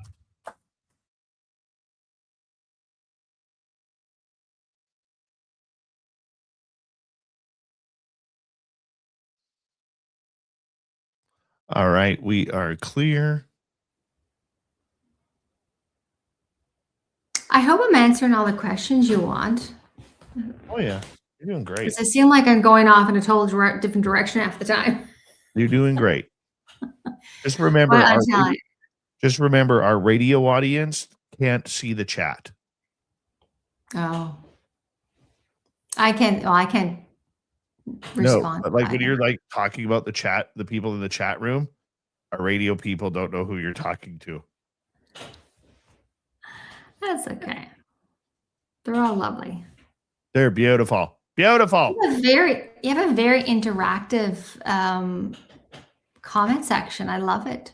Yes. You're inspiring me to do some lives on my podcast. Totally on should. my That's what I said to you the YouTube other day. channel.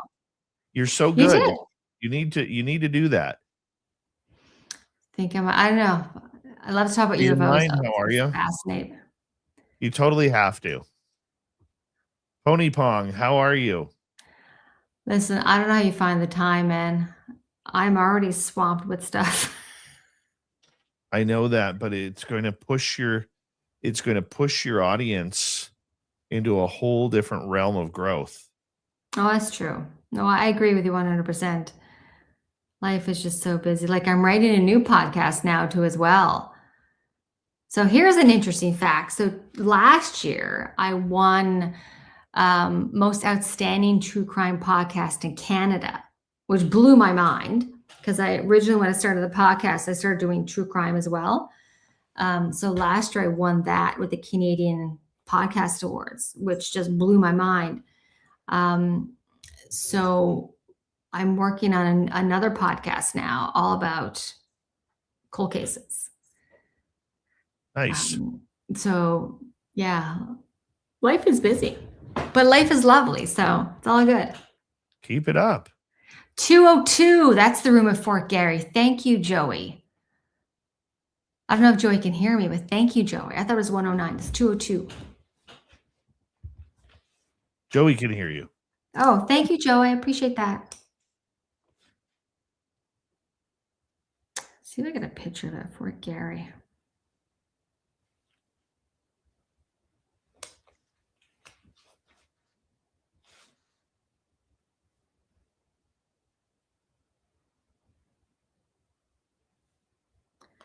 Fort Garry. Emperor Penguin, how you doing?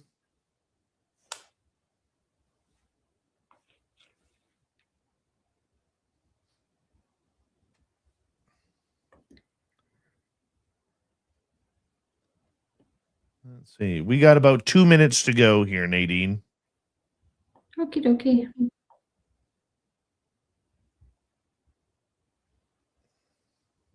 Like I know, I don't think anybody else can see this, but like there's I was on my phone. I don't think you can see it.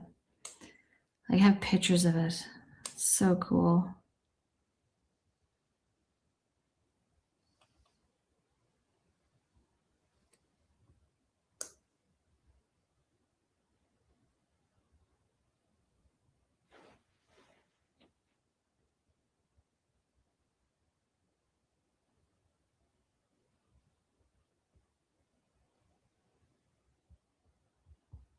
Thank you tonight to T-Bone ×2, Two Shadows, and Joey ×2 for the great super chats. We greatly appreciate your love and support of Spaced Out Radio. If you're new here, don't forget to hit subscribe and ring that bell. Or if you're listening in on one of our podcast formats like Spotify or iHeartRadio or any other one in between, make sure you hit the follow button. We'd greatly appreciate that, as well as we bring you 5 nights of entertainment every week because I have no life.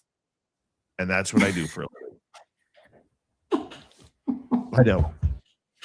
Shop at our Spaced Out Radio store. Why? We do not have ugly swag, people. No ugly swag. You can wear our stuff out in public and be proud to wear it.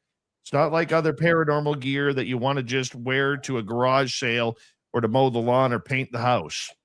No, our stuff is nice. Go check it on out at spacedoutradio.com.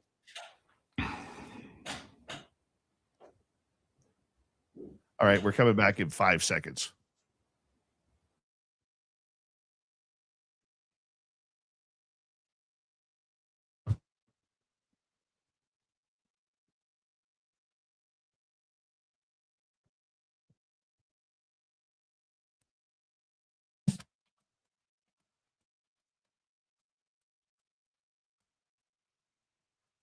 We are into the second half of Spaced Out Radio tonight. My name is Dave Scott.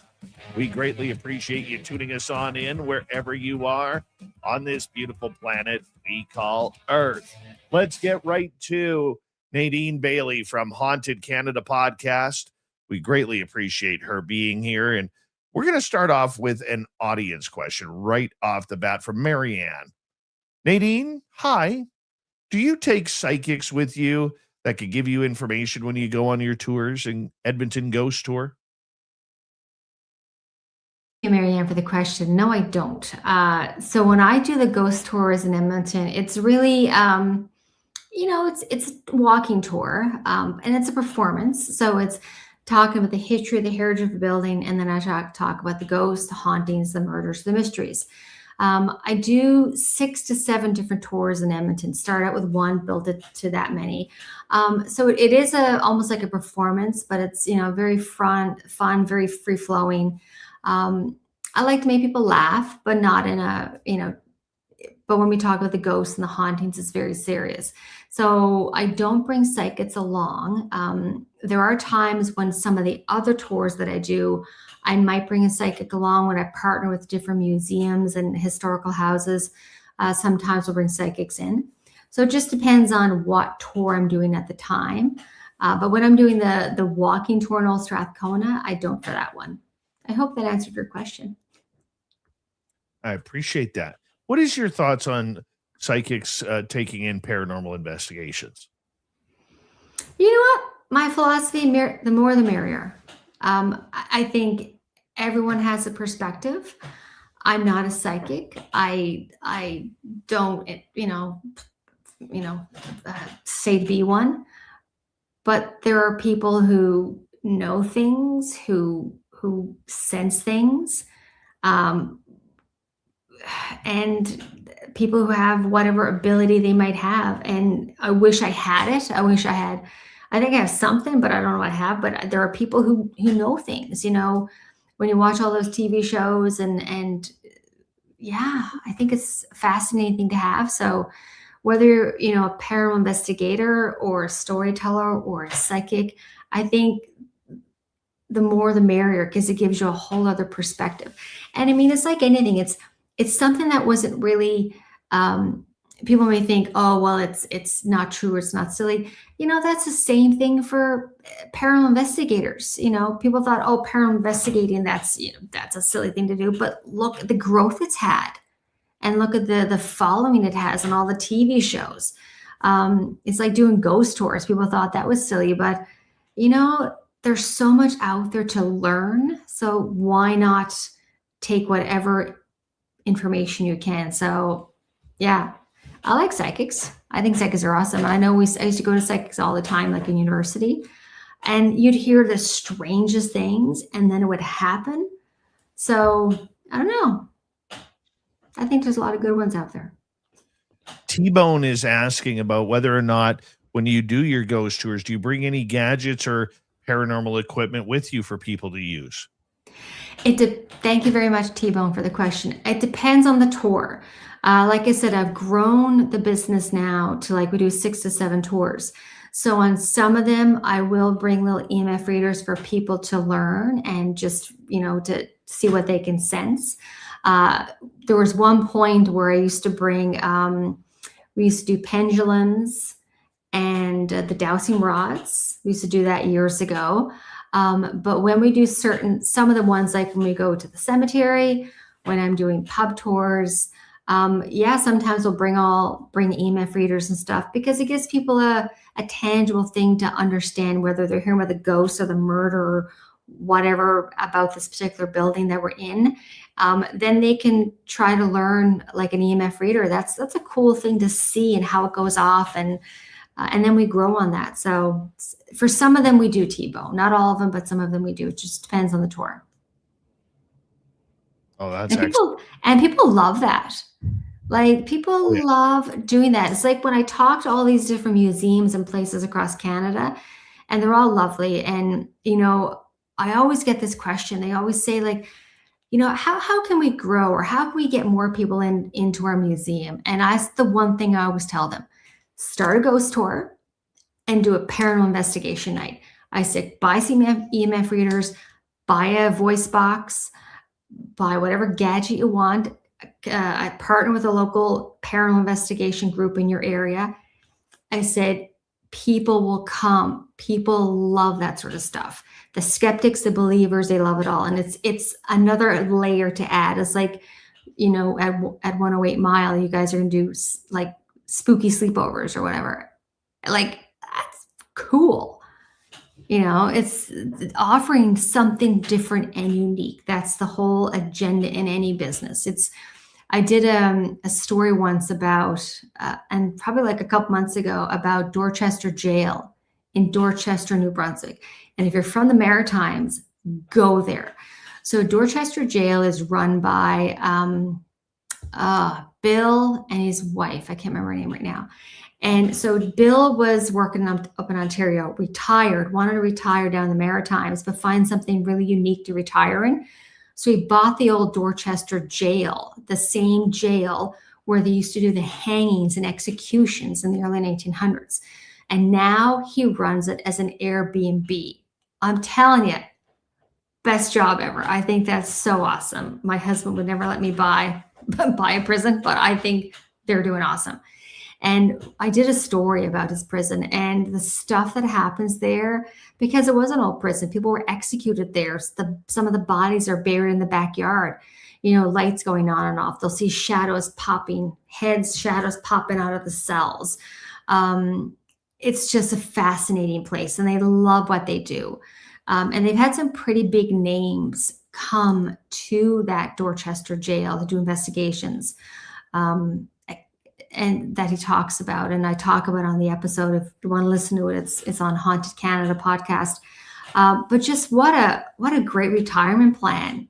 He bought an old jail, and they operated as an Airbnb. And I wish them every success because they're lovely people. And he would tell me about all the strange things that would happen. I remember when he said, like, when they moved from Ontario, they moved down to Dorchester. He got there the first day and he was so sore from moving stuff and the drive. And then he just walked into the jail, and he said like something just overcame him. And he said for weeks after, he felt 20 years younger. There was no aches, there was no pains. So the jail really gives them, just a great boost of energy. So things like that I love. Like, can you imagine living in an old jail? And they live in the warden's section of the jail now. So cool. Love it. Absolutely love it. You need to have him on your show. It'd be great. I really would actually like to have him on. Anybody who can move the paranormal ball forward, or paranormal tourism, especially in Canada, I'm totally game for it.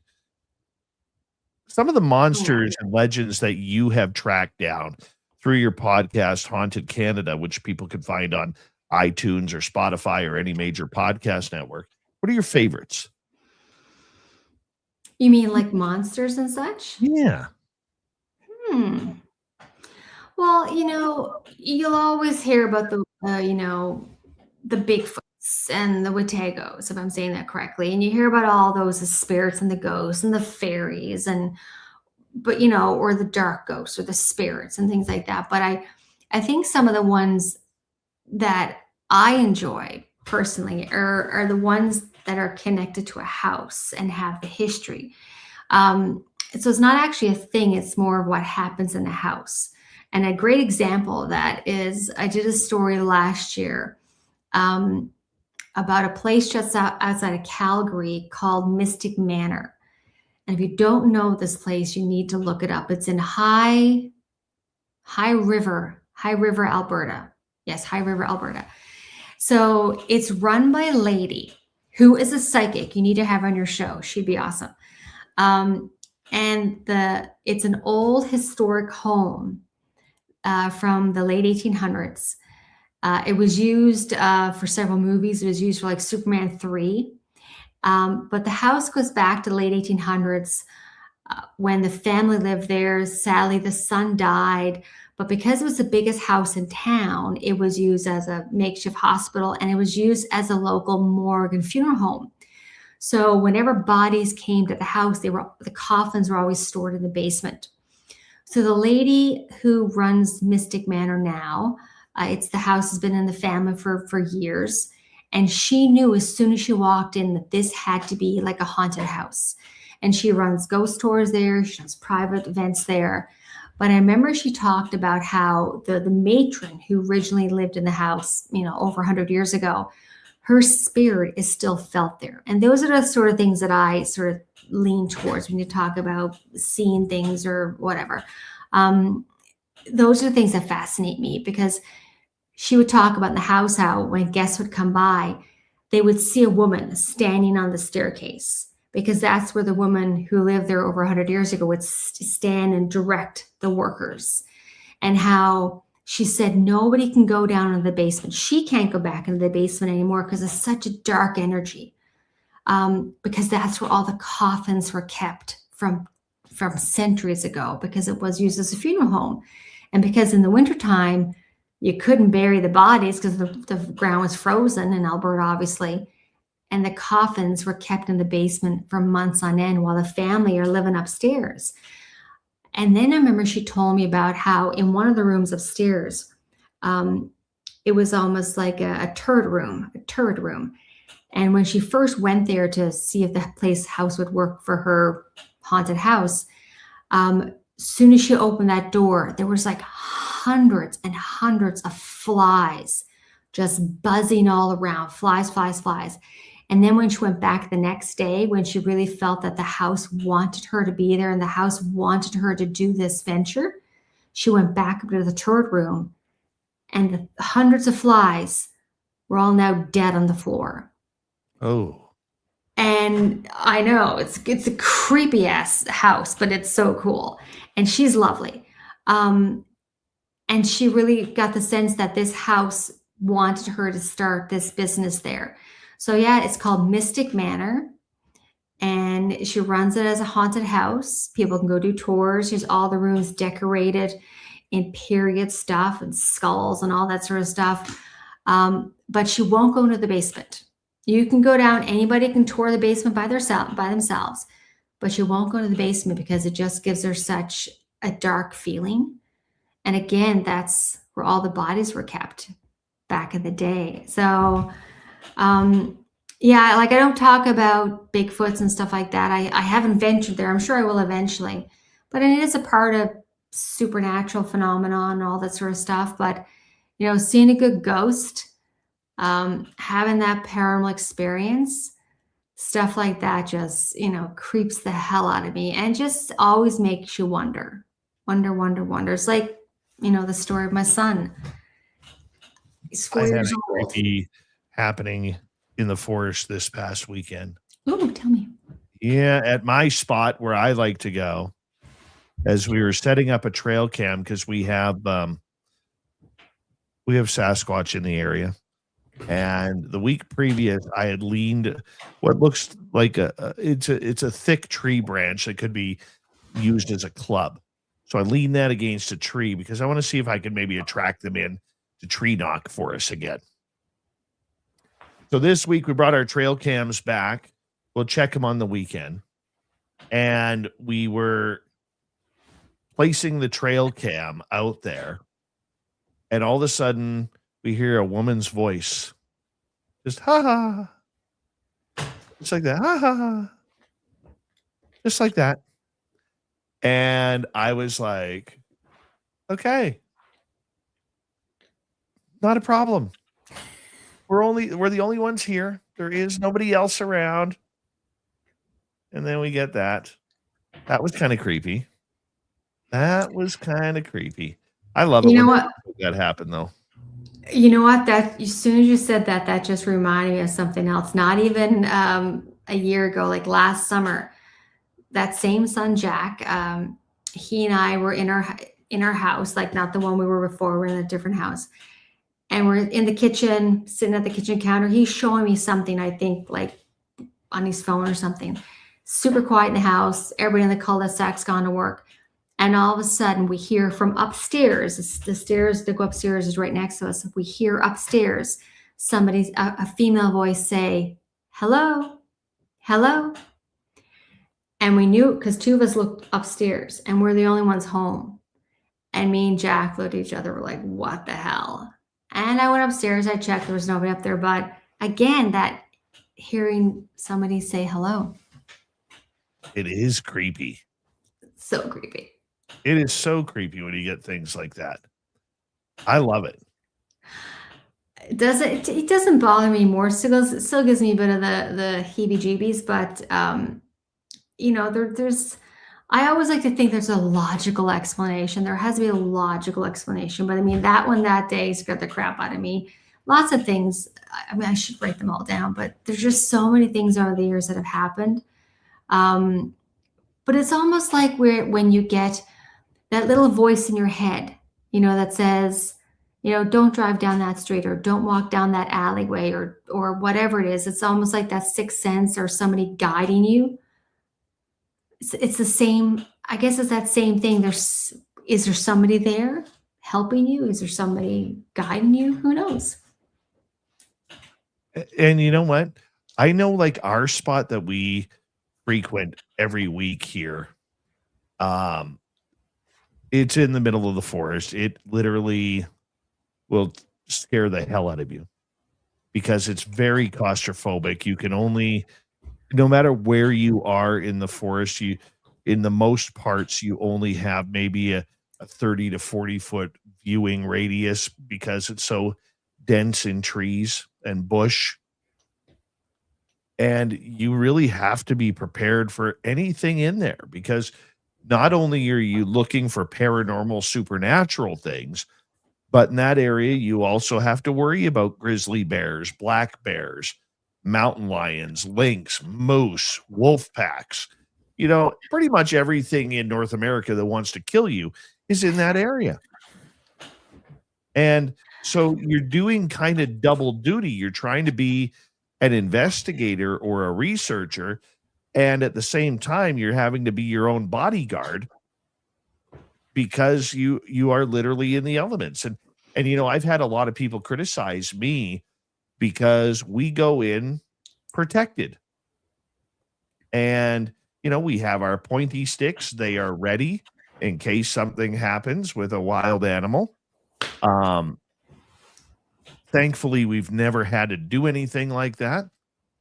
But on the flip side, I've had a lot of these people say, Bigfoot won't come around if you're carrying a pointy stick. I understand that. I totally understand that. But on the flip side, a grizzly bear will. And I'm more worried about a grizzly bear than I am a Sasquatch. Yeah, but how does Bigfoot know what a pointy stick is? Oh, how would he know?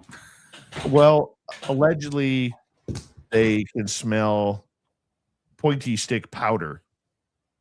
And they recognize. I live in a hunting community, so they will recognize the sounds of the bang bangs that go off, right? Yeah. And I'm sure they've watched a number of their prey fall to these pointy sticks. So we have under 5 minutes to go. Nadine Bailey is our guest tonight on Spaced Out Radio from Haunted Canada Podcast, hauntedcanada.com. If you want to check out her website, I strongly suggest you do. What's your favorite haunted story that you have covered? Oh my God, there's so many. But I'm going to go completely opposite of Canada, if that's okay, because I recently just came back from Ireland, and that's again with this wonderful thing that I do. It presents all these wonderful opportunities. So I just got invited by Tourism Ireland to go over to Northern Ireland to highlight some of the haunted locations. And the one that I went to was a castle called Ballygally, Ballygally, and look it up. It's so cool. And it's an old castle built in 1625. And in the hotel, they have what's called a ghost room. And you go up a spiral staircase in the tower, and it's called the ghost room. It's open 24 hours a day, and the hotel welcomes it. So back in 1625, James Shaw, who built the hotel, wanted a boy. His wife gave him a girl. He was devastated, locked the wife in the tower. Sadly, she died. So now her spirit is still haunting that hotel. So I was over in the hotel and I stayed there for 2 days, and I went up into that ghost room many times, especially midnight, 2 a.m., 4 a.m. I talk about it on TikTok, Haunted Canada TikTok. I'll be talking about it on the podcast in August. And it's such a fascinating, crazy ghost story that you actually got to see and be there in. It was so cool. To me, that was a really cool one that I did recently. And the hotel, like I said, the great thing is that they welcome it. They also have like a big Game of Thrones door or two from season 3, which is even cooler. So, things like that fascinate me. There's so many stories in Edmonton that I talk about on the ghost tours, whether it's the old Strathcona tour, the university tour, my pub tours, whether it's, hauntings, ghosts, murders, mysteries, that they all fascinate me. In Edmonton, one that I really enjoy is when I talk about the Princess Theatre on White Avenue, right next to the Hub Cigar Shop. And that goes back to the classic story of a woman in white. No matter where you go, no matter what ghost tour you go on in the world, there's always a woman in white. And I know we're short on time, but, sadly, the woman in white back in the 40s was jilted at the altar. She lived above the theater. Sadly, when she was left at the altar, she took her life. And to this day, her spirit is still seen wandering throughout the theater in a white wedding dress, walking up and down the grand staircase and hovering over the projection room. That's one of the first stories I ever talked about on my ghost tour. It was a story that I unearthed that nobody else had talked about. And it really just, it's those stories that really give me great sense to know that, telling the stories, keeping the stories alive, it's a good thing to do. It's a positive thing to do. And storytelling and ghost storytelling and ghost tours go hand in hand. That's a tongue twister. It really is, a field that I can tell you absolutely love and adore. Why the passion? You know what? You love what you do, never work a day in your life. I love what I do. I've always loved what I do. And my husband is 100% supportive. My kids get a kick out of it. And it's led to so many great opportunities. The ghost tours have always been just a small business that turned into a big business. And it's led to great opportunities. Now I do a podcast. I joined a network 2 years ago, Curious Cast. I get hired by tourism bureaus in Ireland to go tell stories. And, it's something of a dream, and I'm loving every moment of it. It's what I've always wanted. And to actually get to do it is just amazing, and I love it. Do me a favor, tell everybody where they can find your podcast.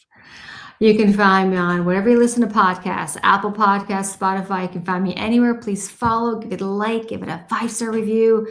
You can follow me on TikTok, Haunted Canada, Instagram, same name. And of course, I have a website, hauntedcanada.com as well. And I have a YouTube channel, Haunted Canada. I'm growing that. It's getting there. And as per Dave, I might be starting my own show soon. So Thank you for everything. Nadine Bailey, everybody. Swamp Dweller and Robin Haynes are next. You're listening. Thank you, everybody. Spaced Out Radio with your host, Dave Scott.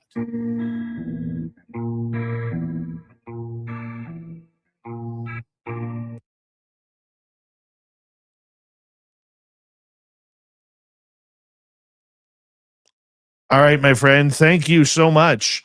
I appreciate Thank you very much for having me. I really it flew by. It did. It did. Flew by. Stay in touch. Let's do something around Halloween, okay? We shall try. I definitely will. Okay. All right. Have a great rest of your show. Bye. Bye. Stop now! You're under arrest!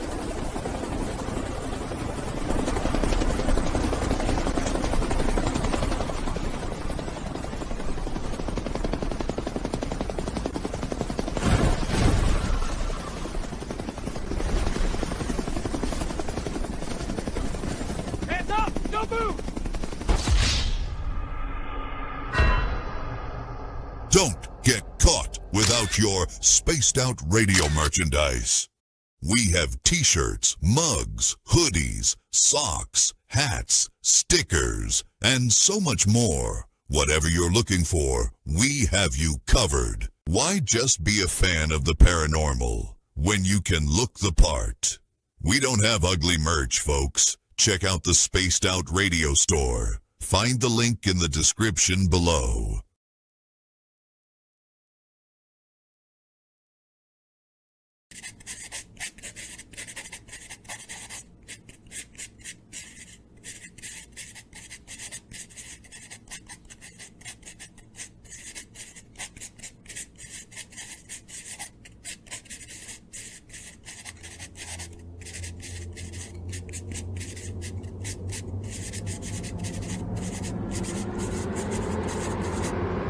Dirty filth.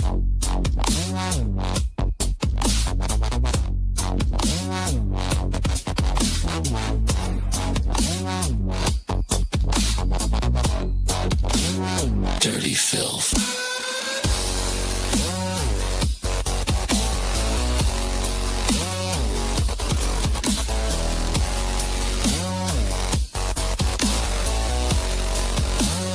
Dirty filth.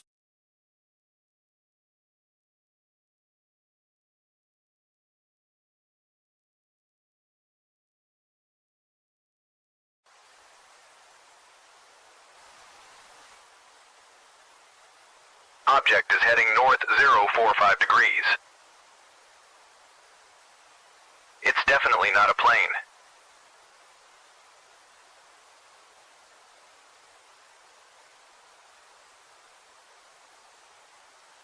It seems to be tethered to something.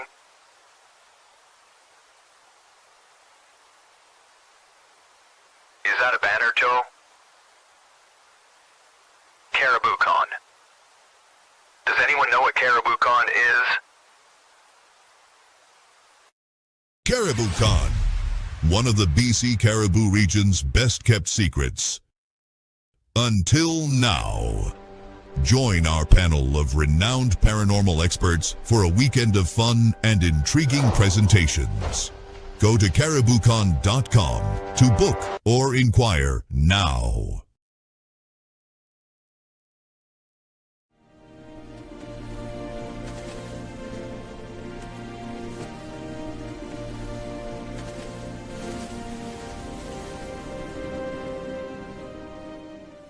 Over here.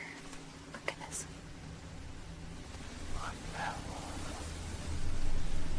Discover Spaced Out Radio on all your favorite platforms. We're live every single night with the best in UFOs, cryptids, paranormal, and the unexplained. And you can find us on all your favorite platforms. Head over to Instagram for behind the scenes and daily weirdness, TikTok for quick mind-bending clips, Facebook for community discussions, and X for real-time updates and hot takes. Wherever you scroll, Spaced Out Radio is there. So go search Spaced Out Radio on every platform, hit follow, and turn on notifications so you never miss a single episode. The weird is waiting. See you there.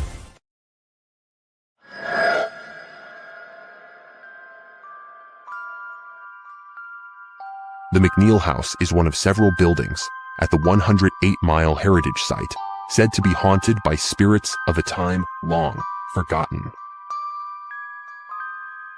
But would you stay the night? along with guided ghost tours and paranormal investigations.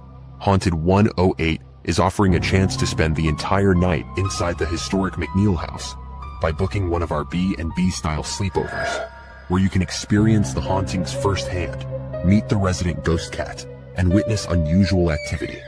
If you dare to turn history into a night you'll never forget, book your spot now at haunted108.com. Spots are limited. Will you be brave enough?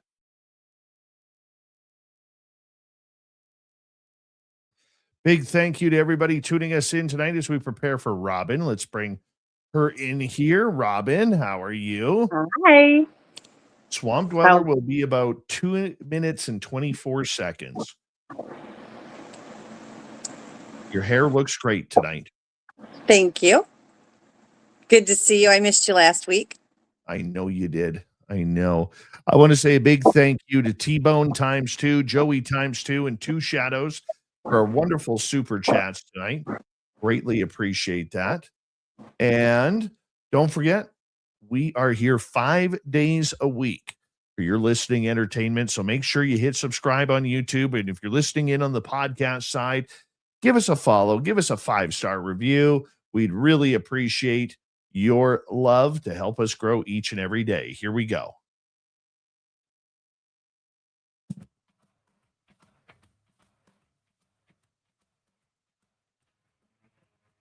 We are into the third and final hour of Spaced Out Radio tonight. My name is Dave Scott. Thank you very much for tuning us on in wherever you are on this beautiful planet we call Earth. Hello to everyone listening in on our terrestrial affiliates around North America, digitally on every major podcast network, our website, spacedoutradio.com. We have a plethora of features for you. Rock out to Bumblefoot, read the news wire, check out our swag as well. You can follow us on X at Spaced Out Radio, Instagram at Spaced Out Radio Show, and on Patreon in the Space Travelers Club. The Desert Clam has set the password for tonight in the SOR Space Travelers Club, Gasconade. Gasconade is your password. Use it wisely, Space Travelers, as the Clam sets the password each and every night right here on Spaced Out Radio. Let's head to the swamp. Hello and welcome to Spaced Out Radio's Swamp. I'm Swamp Dweller, and tonight I'm going to take you on a mystic journey of the unknown, sharing tales of monsters, legends, and nightmares. Welcome to the Spaced Out Radio Swamp. When I was 21 years old, I decided to go out with a bunch of friends in the woods. We decided to hang out after dark. Now, we all had booze and flashlights. 2 of us had guns, and I had my knife. The walk was long through the woods to get to a cliff with a beautiful view to see the sunset, and we were going to drink and get high. Nothing too major, just some weed.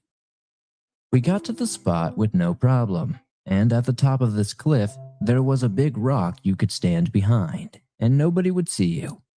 So we sat on the cliff, our backs to the rock, and the forest behind the rock. We have a friend, let's call him Jeff.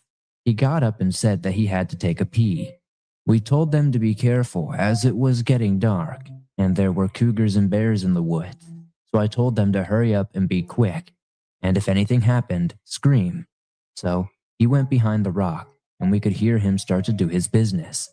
We were all just sitting there smoking and drinking, when suddenly we heard this loud, almost ear-piercing screech. We all thought it was a mountain lion, so we went to check on Jeff. He was standing there with his pants down around his ankles, this bewildered look on his face, and he looked white as a ghost. It was almost like he had seen one. We were looking around and we noticed this vast gaping hole in the forest where we could hear something running away. This hole was easily 7 or 8 feet tall, and about 3 or 4 people across. It was enormous. There was no way a bear or a cougar could have made a hole like that, and the sounds of the thing running away almost sounded like a Bigfoot or something. It was so heavy and forceful. Interestingly enough, in the area where I lived, we have tales of something called the Mogollon Monster, which is like a Bigfoot in a sense. This creature is 7 or 8 feet tall and very big, and no one has ever gotten a good look or picture of it. We don't know what happened to that night as Jeff refuses to talk about it, and we don't know what he saw. Some of us chased after it. It was running so freaking fast. It was much quicker than us, and we were gunning it. It got away because we didn't know what it was, what happened, or what Jeff saw. We can only assume that something else was out there that night, and it scared the bejesus out of us. Thank you, Swampy, for another spooky story. If you want more just like that, head on over to his YouTube channel, Swamp Dweller. Hit subscribe, ring that bell. Thousands of stories for you to listen to each and every time. Let's go to Robin Haynes.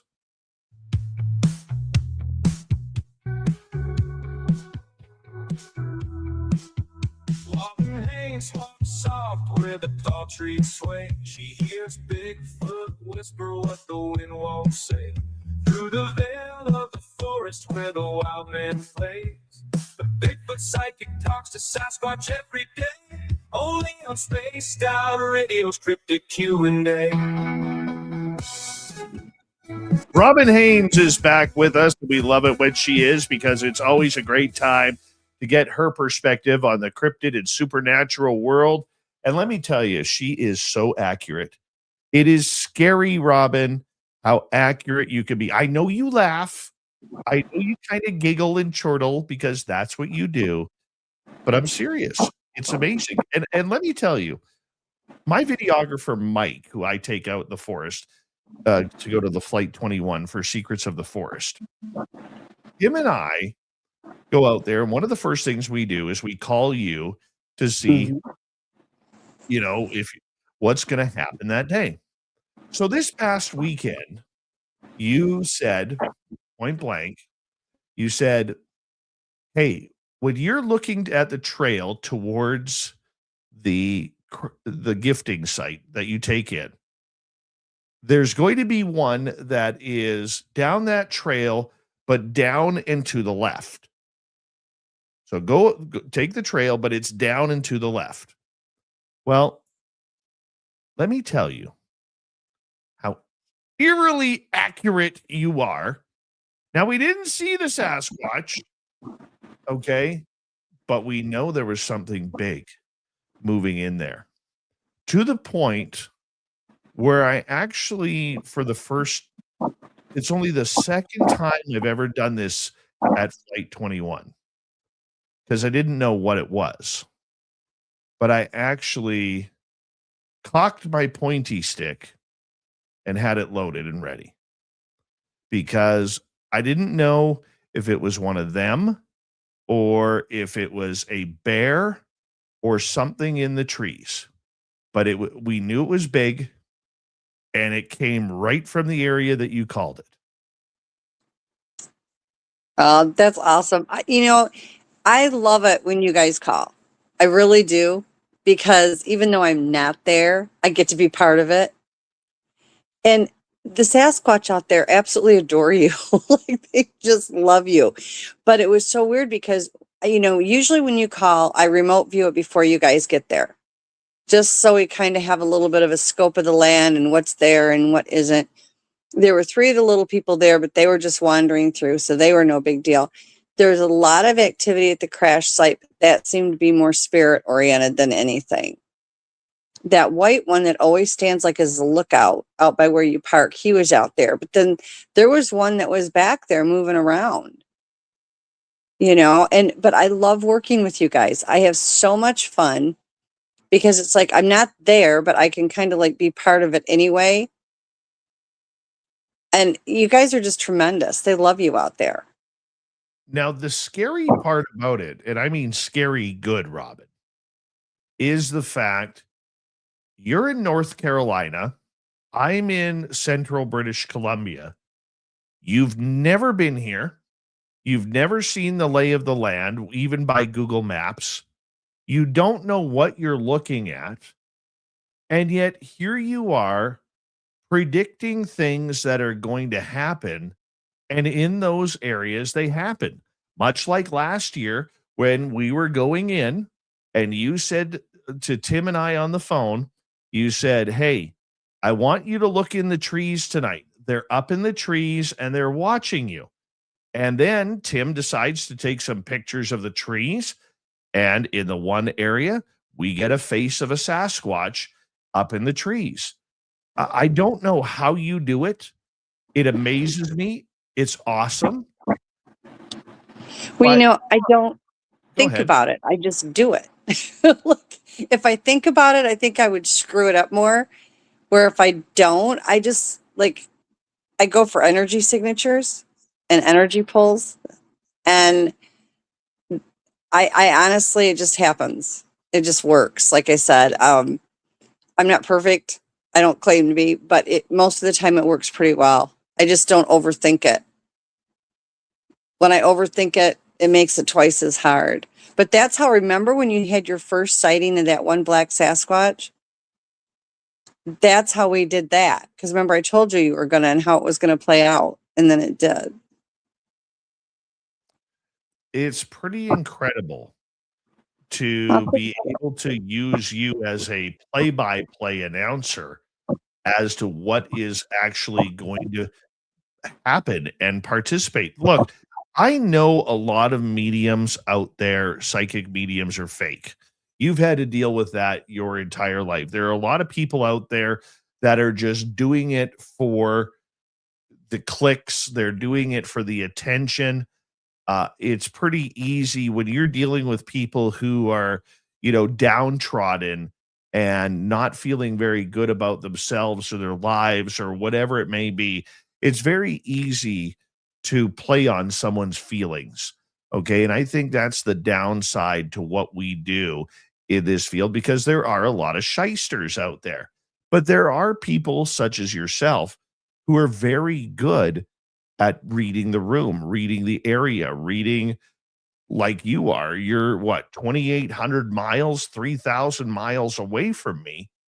And here you are in a place you've never seen, in a place you've never been, in a place where if you were coming here, you wouldn't even know how to get to my town, let alone another 30 miles into the forest. I mean, this is as blind can be for a psychic. Yeah. The only time I've ever been to Canada was we went on a field trip at school just inside the border. And then I have a son that lives in Vancouver. He works with the First Nations. And I've been to his house and back, but that's as far as I've gone. I couldn't find my way around Canada if my life depended on it. I remember he took me up in some mountain once, and I remember I got followed by a cougar and a Sasquatch. So that was about it. So yeah, but I actually prefer it where I don't know the area. It's like people will call me and want to hire me for psychic services or whatever. I'm like, okay, what background do you need? And I'm like, I don't want any. I don't want anything that would possibly lead me down that path. Let me hear your voice, or even sometimes like through a text, I can pick up the energy that way. And I can get it that way. I feel more comfortable doing that. The fewer the details, the better. Like confirmations, that's great, because that just leads to more. But I do better I prefer the fewer the details. I went to psychic fairs with my mom when I was a kid. They were never right. I don't even like the term psychic. Intuitive, I'm good with. I still get called a psychic, and that's fine. But most psychics are not overly good. I'm not perfect by any means, but I just always had a bad taste in my mouth for it. And then I always was able to do different things like that. So it's like, I didn't like the terminology with it, but yet I could do it. And so it just kind of works. Like I said, I'm not perfect, but it works most of the time. No, I can definitely attest to how good you are. And thank you. To me, it's a little ridiculous. And I mean that in a positive term. Yeah. So here's what happened. We went back, Mike and I, our videographer, we went back to our area yesterday, or the day before yesterday, pardon me. And we went there, we got the trail cameras set up. We put the one by the gifting site. We go to move to the second one because we were putting it in a new area where I had put it's a big, thick tree branch, but it looks like a club. And I leaned that against the tree, which is in the area where we got the tree knocks, the very violent tree knocks last year. Okay, which is only maybe 40 yards from where our base camp is, 50 yards at the most. As I was setting up the second trail cam there, we're in behind the crash site. But the crash site is still probably another 40, 50 yards away to us. So if we're at high noon, the crash site is at 3 o'clock, at a little bit of a distance through the trees. So we end up getting ready to set up the camera, and I hear a lady's voice come from that area. It was kind of like, hey, like that. And it only happened once. Hey, and I was like, Mike, did you hear that? He's like, no. So there was a lady's voice coming from the crash site area. And then we heard something tap metal. So for people who have watched our Secrets of the Forest videos on our YouTube channel, you will notice that Tim and I always trip over this really bent, thin pieces of aluminum from the airplane crash because we have to step over it to get to our gifting site. And it sounded like that something had stepped a little too close and it kind of knocked it a little bit. So I wasn't sure if that happened at the piece of landing gear we have to step over or if it happened near my Jeep. So I said to Mike, we better go back just in case, right? Just in case. We better go back. And as we started we set the trail cam up and we start to walk back, it just felt like the whole forest was staring at us. And it was incredibly weird because like every hair on my body was standing up at this point. We walked back towards the gifting site, and that feeling of being watched was all over the place again. Oh, one thing I forgot to mention when we were walking in, there's this one spot, and I've talked to you about it before, where it always gets that skunky type smell. And we walk in, we go to the spot, and there's that skunky type smell. But it's not skunk. Skunk is a little bit thicker and heavier. And when we came back, that skunk smell was gone. Like it was never in the area. What is that skunk smell, Robin? Okay, do you know how you go up front where you park your Jeep and there's the big, large white Sasquatch that sits up there and watches all the time? He's actually the one that made that metal ping. But also there's a black one that sits back there as well. That particular one rubs skunk on him. And we've talked about this before. He rubs skunk smell on him. And what he does is he uses that. So like if somebody comes in there and they don't want them there, that smell makes people think that there's a skunk there and they want to leave. And it's actually him. I have one that comes from Texas and will come visit now and then. And he rubs skunk all over his body. He said that way people won't know it's him. And he loves the smell of it. And it's hysterical because he smells so bad you think the whole house got sprayed with the skunk. And then when he leaves, all the smell's gone and nobody has a skunk odor around and the dogs don't smell like skunk. It's a riot. But that's what he does. He takes the skunk oil or the skunk and he'll rub it all over them because they can trance them. And then they take it and they rub it all over their body. And they do it to mask their own smell. And they can do it as far as to make other people think that there's a skunk there. Another way they can do that is projection.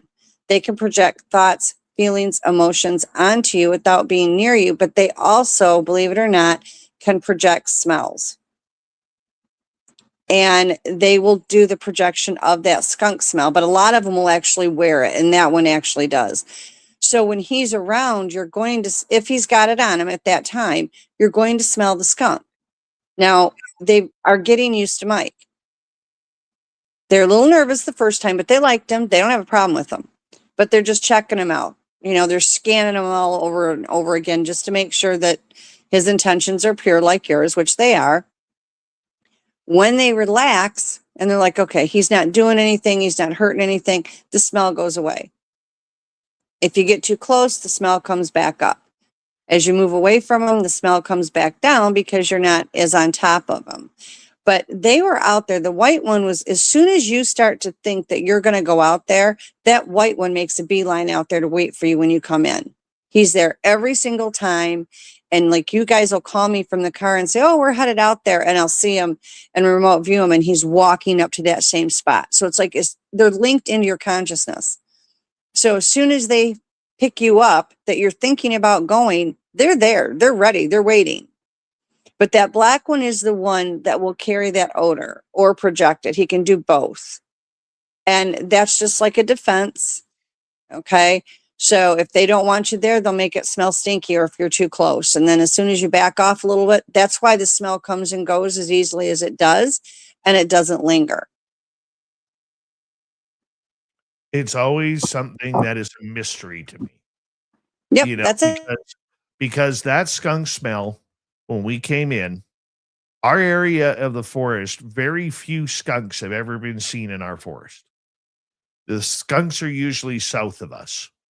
And so when that happens, the one thing about skunk odor is it lingers. Like, it could be there for a long time.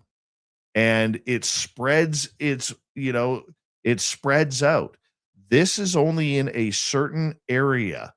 Okay. Kind of like if you ate asparagus and you get the stinky urine from that, it odors and it wafts out, but not too far. So it is kind of interesting how when we came back, that odor was totally there. And Mike, who is a very skeptical person by nature, he was very much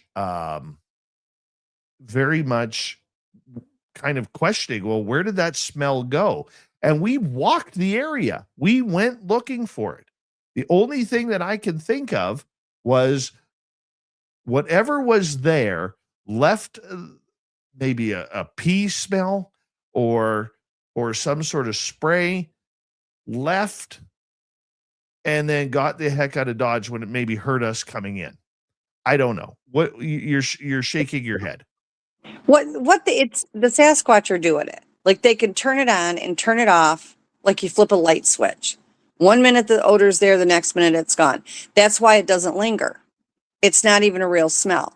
Now, the ones that will put the skunk spray, like they'll rub the skunk all over them, that might linger a little bit and then they walk off. But like, I have a lot of dogs, okay? And there was one time that I thought they all got hosed by a skunk because the smell was so bad it gagged me. It was that severe. So I'm like trying to get the dogs in the house before they get sprayed again. I get them all in the house. There's not an odor on any of them. And they were out at the fence line barking like crazy. I assumed it was a skunk in there. And they came in, there was not one odor on them. It didn't linger. There was nothing. And I'm like, okay, now I know that we're not dealing with a regular skunk. So I went out there and I said, Mike, are you out there? And he said, yes. And I said, what are you doing? He said, well, I came to visit you. And he's from Texas. They just portal over. So he was out there standing in the bushes. And he talked for a few minutes and he was gone. I called a friend of mine that actually lives in Texas. I'm like, he should be at your house soon because that's where he's from. And she said, yeah, he's here. And I said, he was here a few minutes ago. But the second he was gone, it did not linger. There was no residual smell. There was nothing. It was like the whole episode never happened. Robin, hold that thought. We're going to go to a break here at the bottom of the hour. Robin Haynes and the Crypted Q&A continues on Spaced Out Radio right after this. This is Spaced Out Radio. Your host, Dave Scott.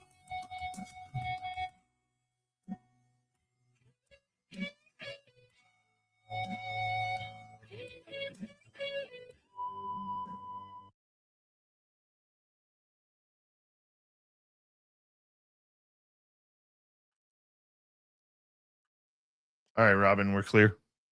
But yeah, it doesn't linger. It's there and then it's gone. And that's how you know it's them. Yeah. We'll finish up the story when we get back. I've had a lot of people come up to me. Well, is it marijuana? Is it cannabis? No, it's not. It's pungent. I call it a skunk smell, but I don't know if it is a skunk smell. Skunk smell is a little bit more pungent, you know? Well, regardless of what the smell is, doesn't matter what it is. It doesn't come and go like it does with them. There's a residual effect from any odor that's going to be out in the air, and it's going to hang there a minute before it clears up. With them, it's there a second and then it's gone. They can turn it on, they can turn it off if they've got it on their body. Like a lot of the females when they're pregnant like to rub flowers all over themselves. They smell very floral. And when they walk away, the smell goes with them. Or if they just want to project that floral smell, they can turn it on and turn it off like a light. I mean, they just do. I've had people go out in the woods and they went out to hunt or whatever and come back and say, "Oh, you brought me out coffee." And I said, "What are you talking about?" And they said, "I was sitting out there and I could smell fresh brewed coffee." And I'm like, "Let me explain to you what I'm not going to do."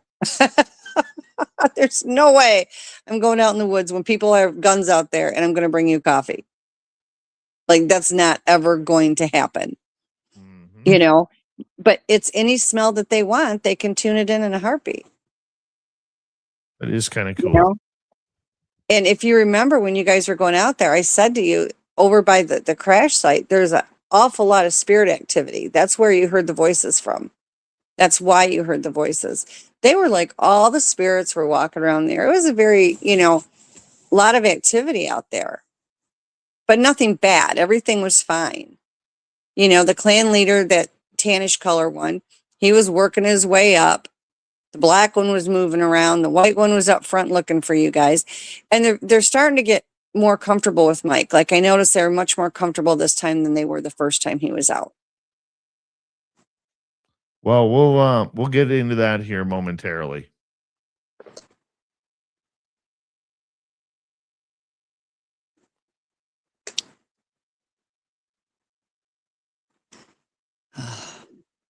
Good times. Yeah. A reminder to our audience, right after this show, I will be going on with Walter Sterling on WABC in New York. Once again, might be 500 or 5 minutes or 500 minutes. I don't know. That's fantastic. Are you enjoying it? I do. Good. I do. That's wonderful. And it sounds like the 108 is going well. Yeah, I need to find some time here. Because I'm kind of getting a little bit behind on that, especially with our videos and everything. We got a lot going on right now. Oh, yeah. So.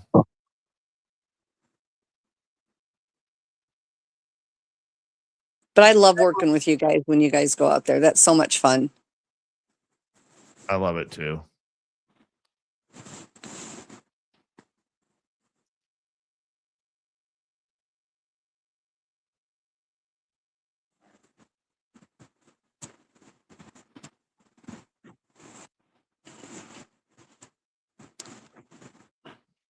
Tell you what, a lot of people are getting contacted by Sasquatch right now.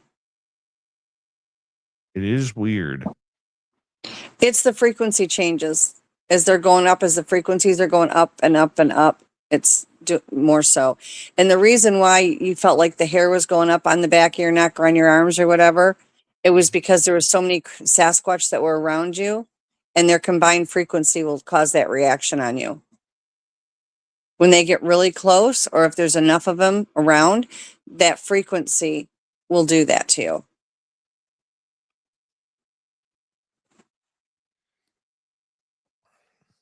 We got 30 seconds. Thank you, Joey ×2, T-Bone ×2, and Two Shadows for the super chats. We greatly appreciate your love and support. And here we go in 20 seconds. I'm so excited. So excited. 10 seconds, Robin.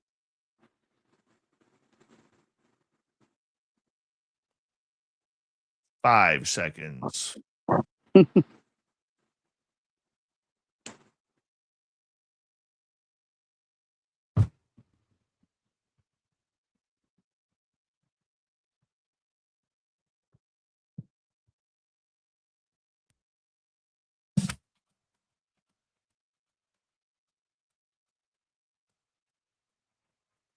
Here we go with the final half hour of Spaced Out Radio tonight. My name is Dave Scott.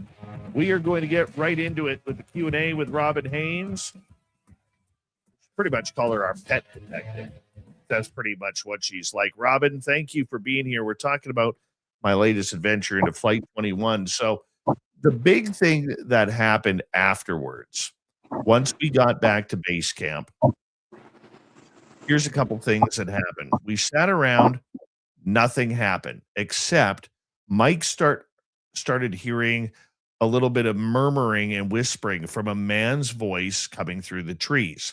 Now, we've had that happen before with Merle and Samantha being there, where it sounded like there were these little quiet voices, not loud enough to pick up on a recording, but just barely loud enough to hear.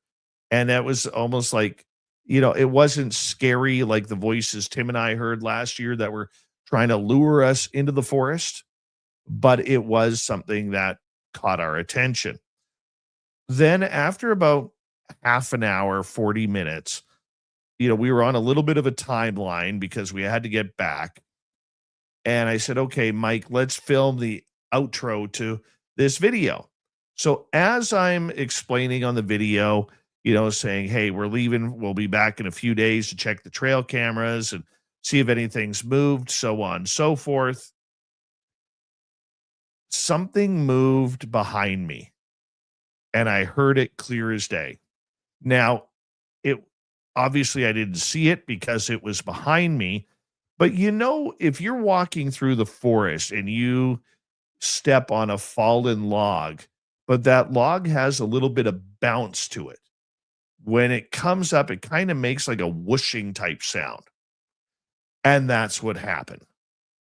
And then we started hearing something big, taking steps, cracking a few dead branches that are on the ground or twigs. And so we started looking around, and a couple times, Robin, I did kind of speak up. And I never did this last year, but for some reason I'm doing it this year. I speak up and hello, we're over here. Where are you? Would you like to come over and say hi? Like I'm trying to have a conversation with them. And to be honest, I feel kind of silly and foolish doing that. But for some reason in my brain, I'm thinking it might work. Okay, I've got to tell you something, because they're not leaving me alone until I do. And the reason why I'm laughing, just so we're clear, it's not at what you're saying, because I take it very seriously. But what they're doing to me right now, they're chattering 90 miles an hour about the whole thing, and it's creating this tickly sensation, like in my chest. Like they think it's funny, so I can like feel them laughing, and it tickles. It really, really tickles. So that's why I'm laughing. I'm not laughing at what you were saying. So I don't want you to think I'm being disrespectful to you. Okay, first off, they're trying to count coup on you, which that's why it was coming from behind you. There's an adult male, and he had his son with him, and they were trying to count coup on you, which is they go up and they're cloaked and they try to touch you, and they call it counting coup. Oh, 1 second, Robin.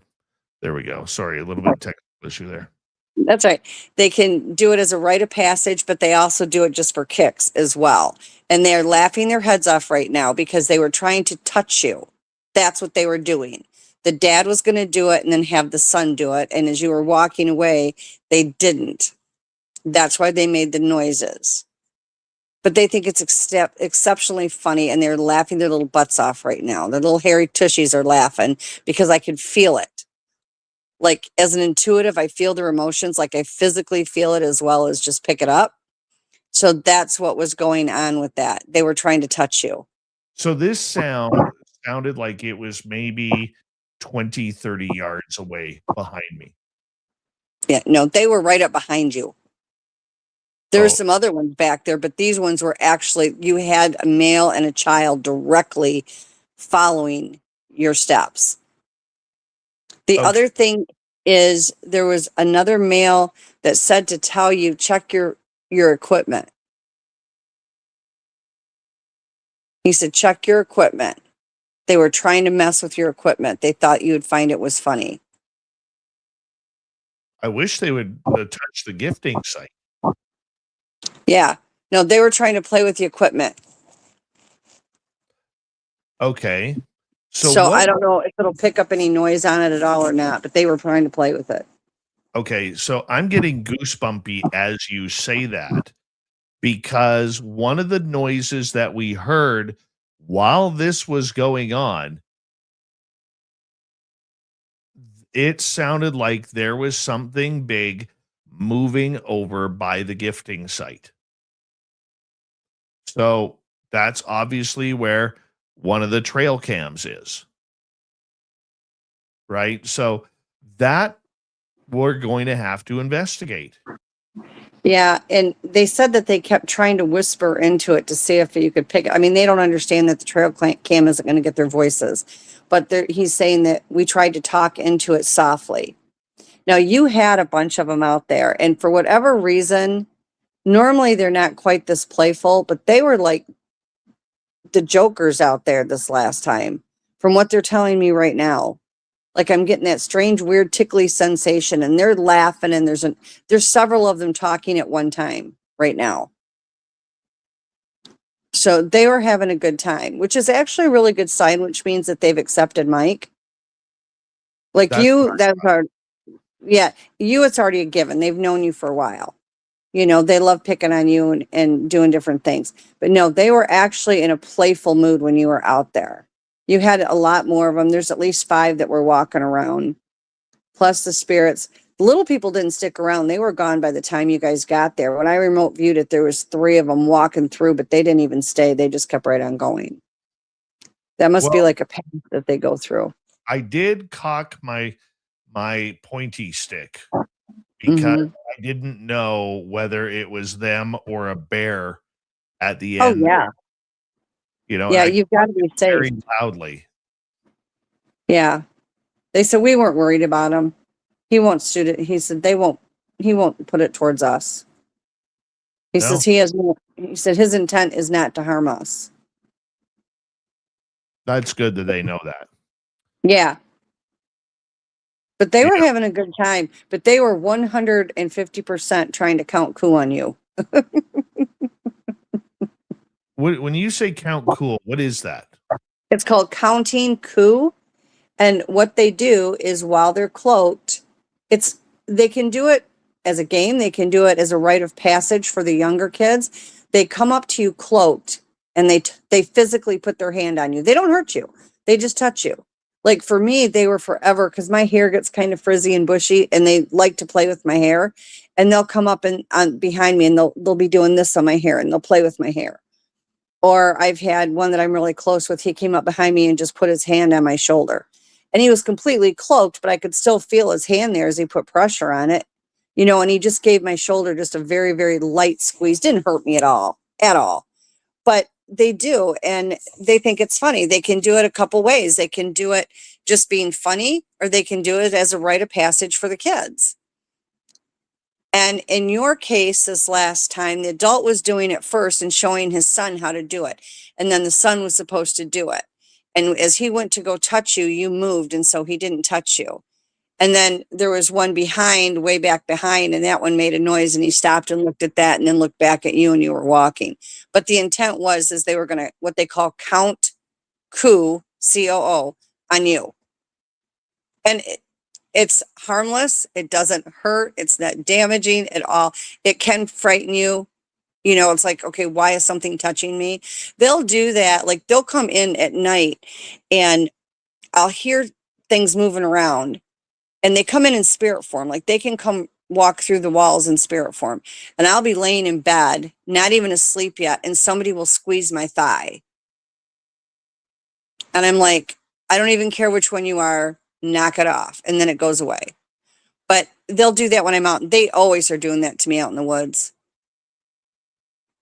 And they just think it's funny. They'll do it and then they'll laugh and take off. I just find it very, very intriguing to see when this happens. The thing of it is the trust that they have in you as a human being while they're doing it.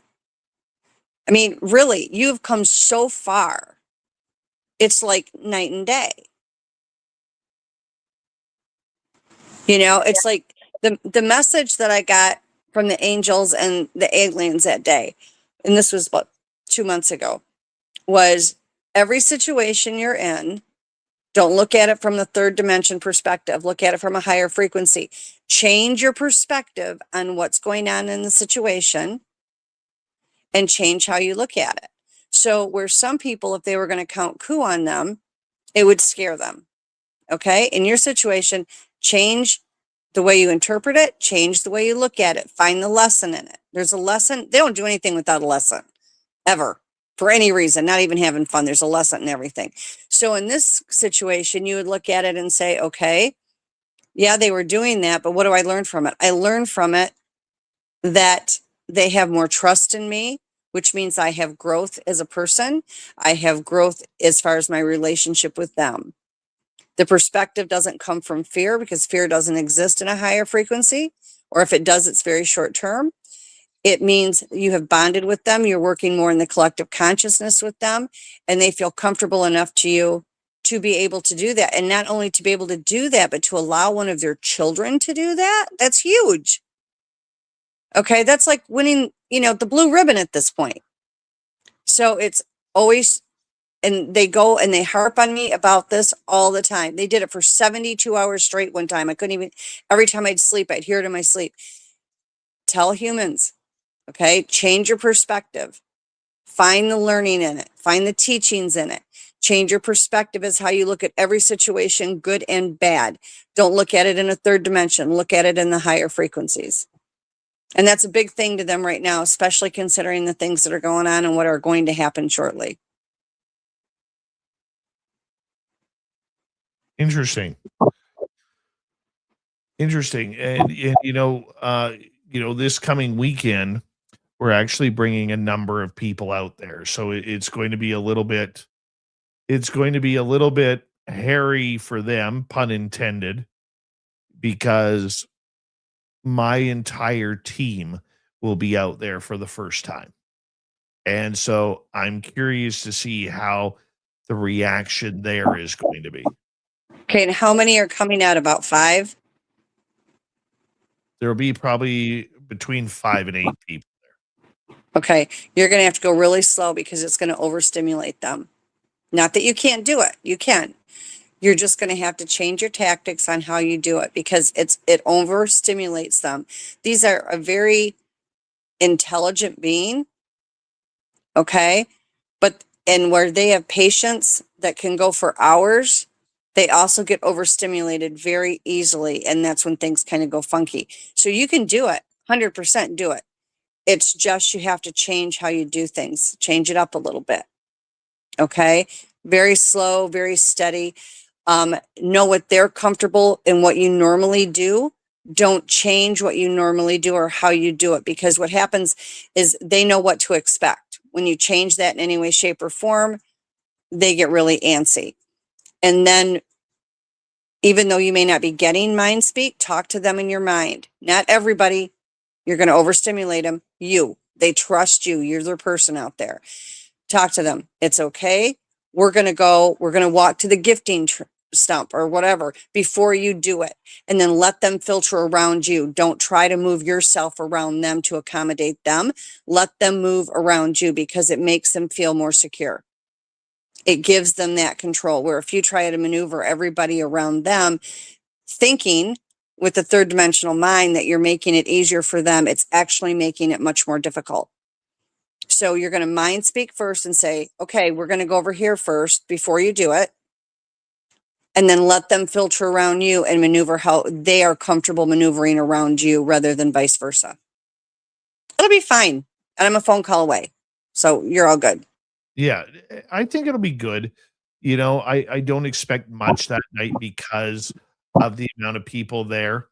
You know, I do see them trying to get a little bit more used to us and trying to get used to, you know, new faces, new smells, new body odors, new voices. I mean, talk about how Sasquatch reacts to when new people are in their area.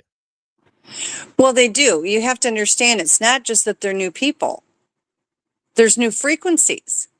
Everything goes back on those frequencies and the energies. These are all new, all at one time, which overstimulates them.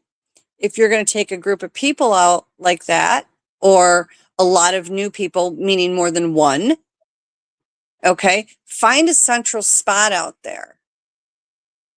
Sit. Just relax right there. Talk amongst yourself. Visually look at the woods. Let them come in. Let them maneuver around you. They're going to scan everybody to make sure of their intent. They are going to watch every move you make.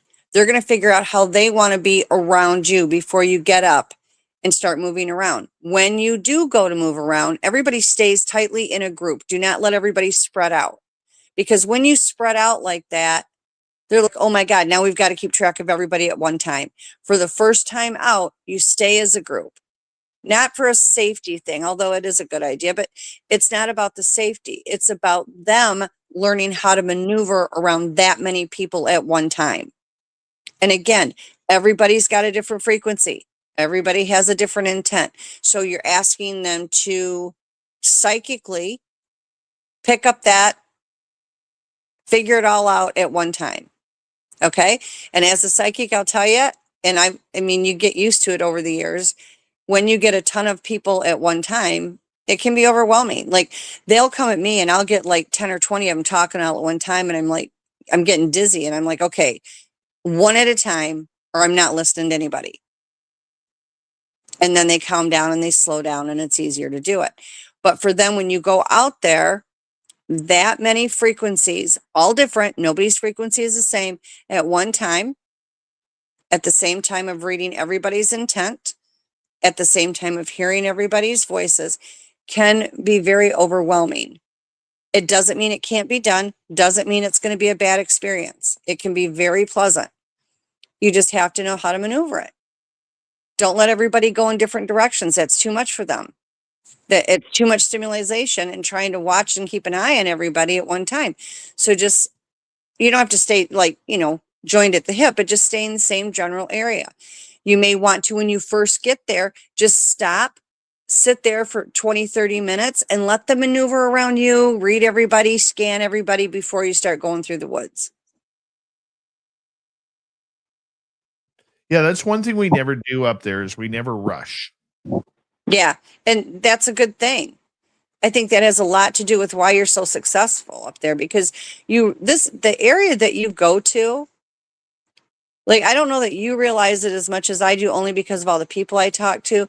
You have a very successful area right there. Okay. And I've been working with you and you were always telling me, I mean, I'm not physically there, but the stuff that you tell me or when I remote view it for at least a couple, 2 or 3 years now, you put your heart and soul into that and they know it. You've built trust there. Like you have a very beautiful site going there. And it's like that because of you, because of your heart, your intention, your energy, and your frequency. That's why that place is special. And it will always be special because of the work that you've put into it. So you don't rush, you don't push. You've never been pushy with them. And God bless you. You listen to their signs. If they seem agitated or it's not the right time, you turn around and leave. I get so many people that are like, well, I'm here. We're going to stay here anywhere. That's ridiculous. You're going to blow everything you ever worked at. You don't do that with them. You're very patient with them and they know it. That's why they trust you. Like, you've done everything correctly there. You really have. Whether intentional or not, everything you've done there since I've known you has been done in the correct way. And they respond in a very good way because of that. You know, you're careful about who you bring. You don't rush them. You don't push them. You let them go at their pace. And they adore you. They look forward to you. When you're not there in the wintertime, you know, they check in with me. When's he coming? When's he coming? Well, he can't exactly get up here right now. You're going to have to wait a little bit. But they still watch you. Okay, they can watch you while they're there. They remote view everything. So they're keeping an eye on you all winter long as well. Well, that's good. That's good. Robin, we only got about a minute to go here before we have to say goodnight to you. Advice for people going into the forest looking for Sasquatch. What do you want them to know? Don't chase them. Let them come to you. The more you chase them, the more they fear you, the more they want to get away from you. Let them come to you. You can go out there, stay nice and calm, sit down every now and then and let them maneuver around you. Don't put your hands all over their stick structures. You can look at them, but don't rearrange them. Don't touch them. Okay, if you want to put your hand under the arches to feel the energy fluxes in there, that's perfectly fine. Don't rearrange them. They're a form of communication. Some of them are just decorative, but they mean something and they're theirs.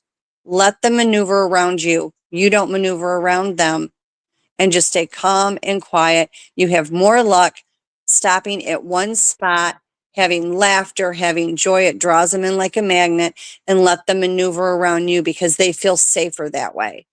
And you will by far get more out of it. Play music, you know, I mean, whatever you want to do, but you do better when you let them come to you. Chasing them is the worst. It builds dishonesty and distrust.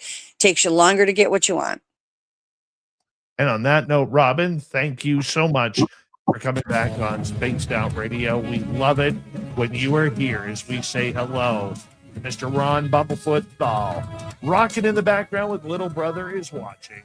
Bumblefoot is the official music of Spaced Out Radio, rocking us in and out of every single show. Get your horns up for the guitar god himself. Special thanks to everybody listening in at work, at home, in your cars, wherever you may be. Thank you to everyone in our chat rooms tonight. YouTube, Twitch, Elga, Facebook, Spreaker, LinkedIn, the Space Travelers Club, and on X at hashtag Spaced Out Radio. Remember, this show is copyright by Spaced Out Radio and Bigfoot Broadcasting Limited. Thank you so much for choosing to share your evening with us, because together, my friends, we're watching.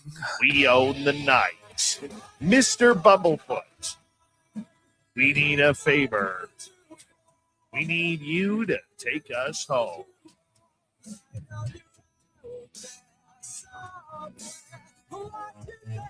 Yes, the Woo Train has docked for the night, but soon, my friends, we shall ride again. Your seats are always available. Your tickets never expire. And if you want to bring a friend, we've got room for them too. Good night, everybody.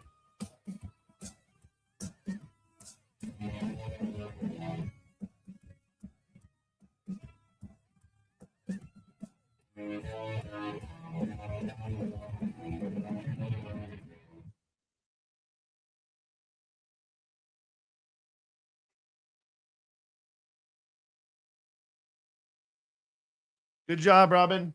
Oh, thanks, sweetie. You have a wonderful night. Call me this weekend if you need me. I definitely will. Okay, you take care. Appreciate you. Love you. Bye-bye. Bye-bye.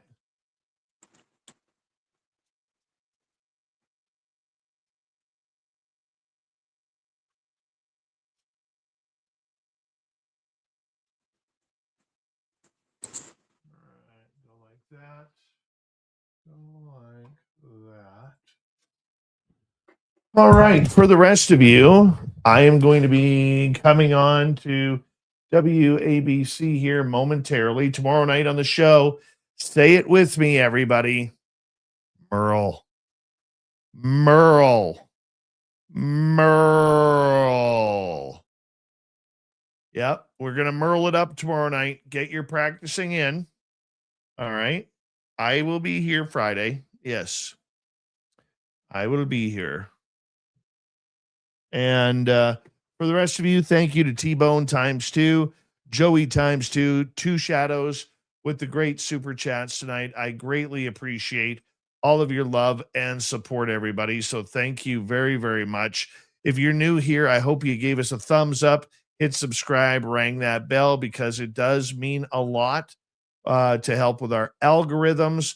And leave a comment after the show and let us know what you think, because you guys are kind of important that way. You really are. You may not think that you are, but you are. And we want to make sure that, we keep growing and keep having success with you guys. So thank you very much for a great show. And tomorrow night, it'll be a lot of fun as well. So we're going to get out of here. Have a great one. We'll see you tomorrow night.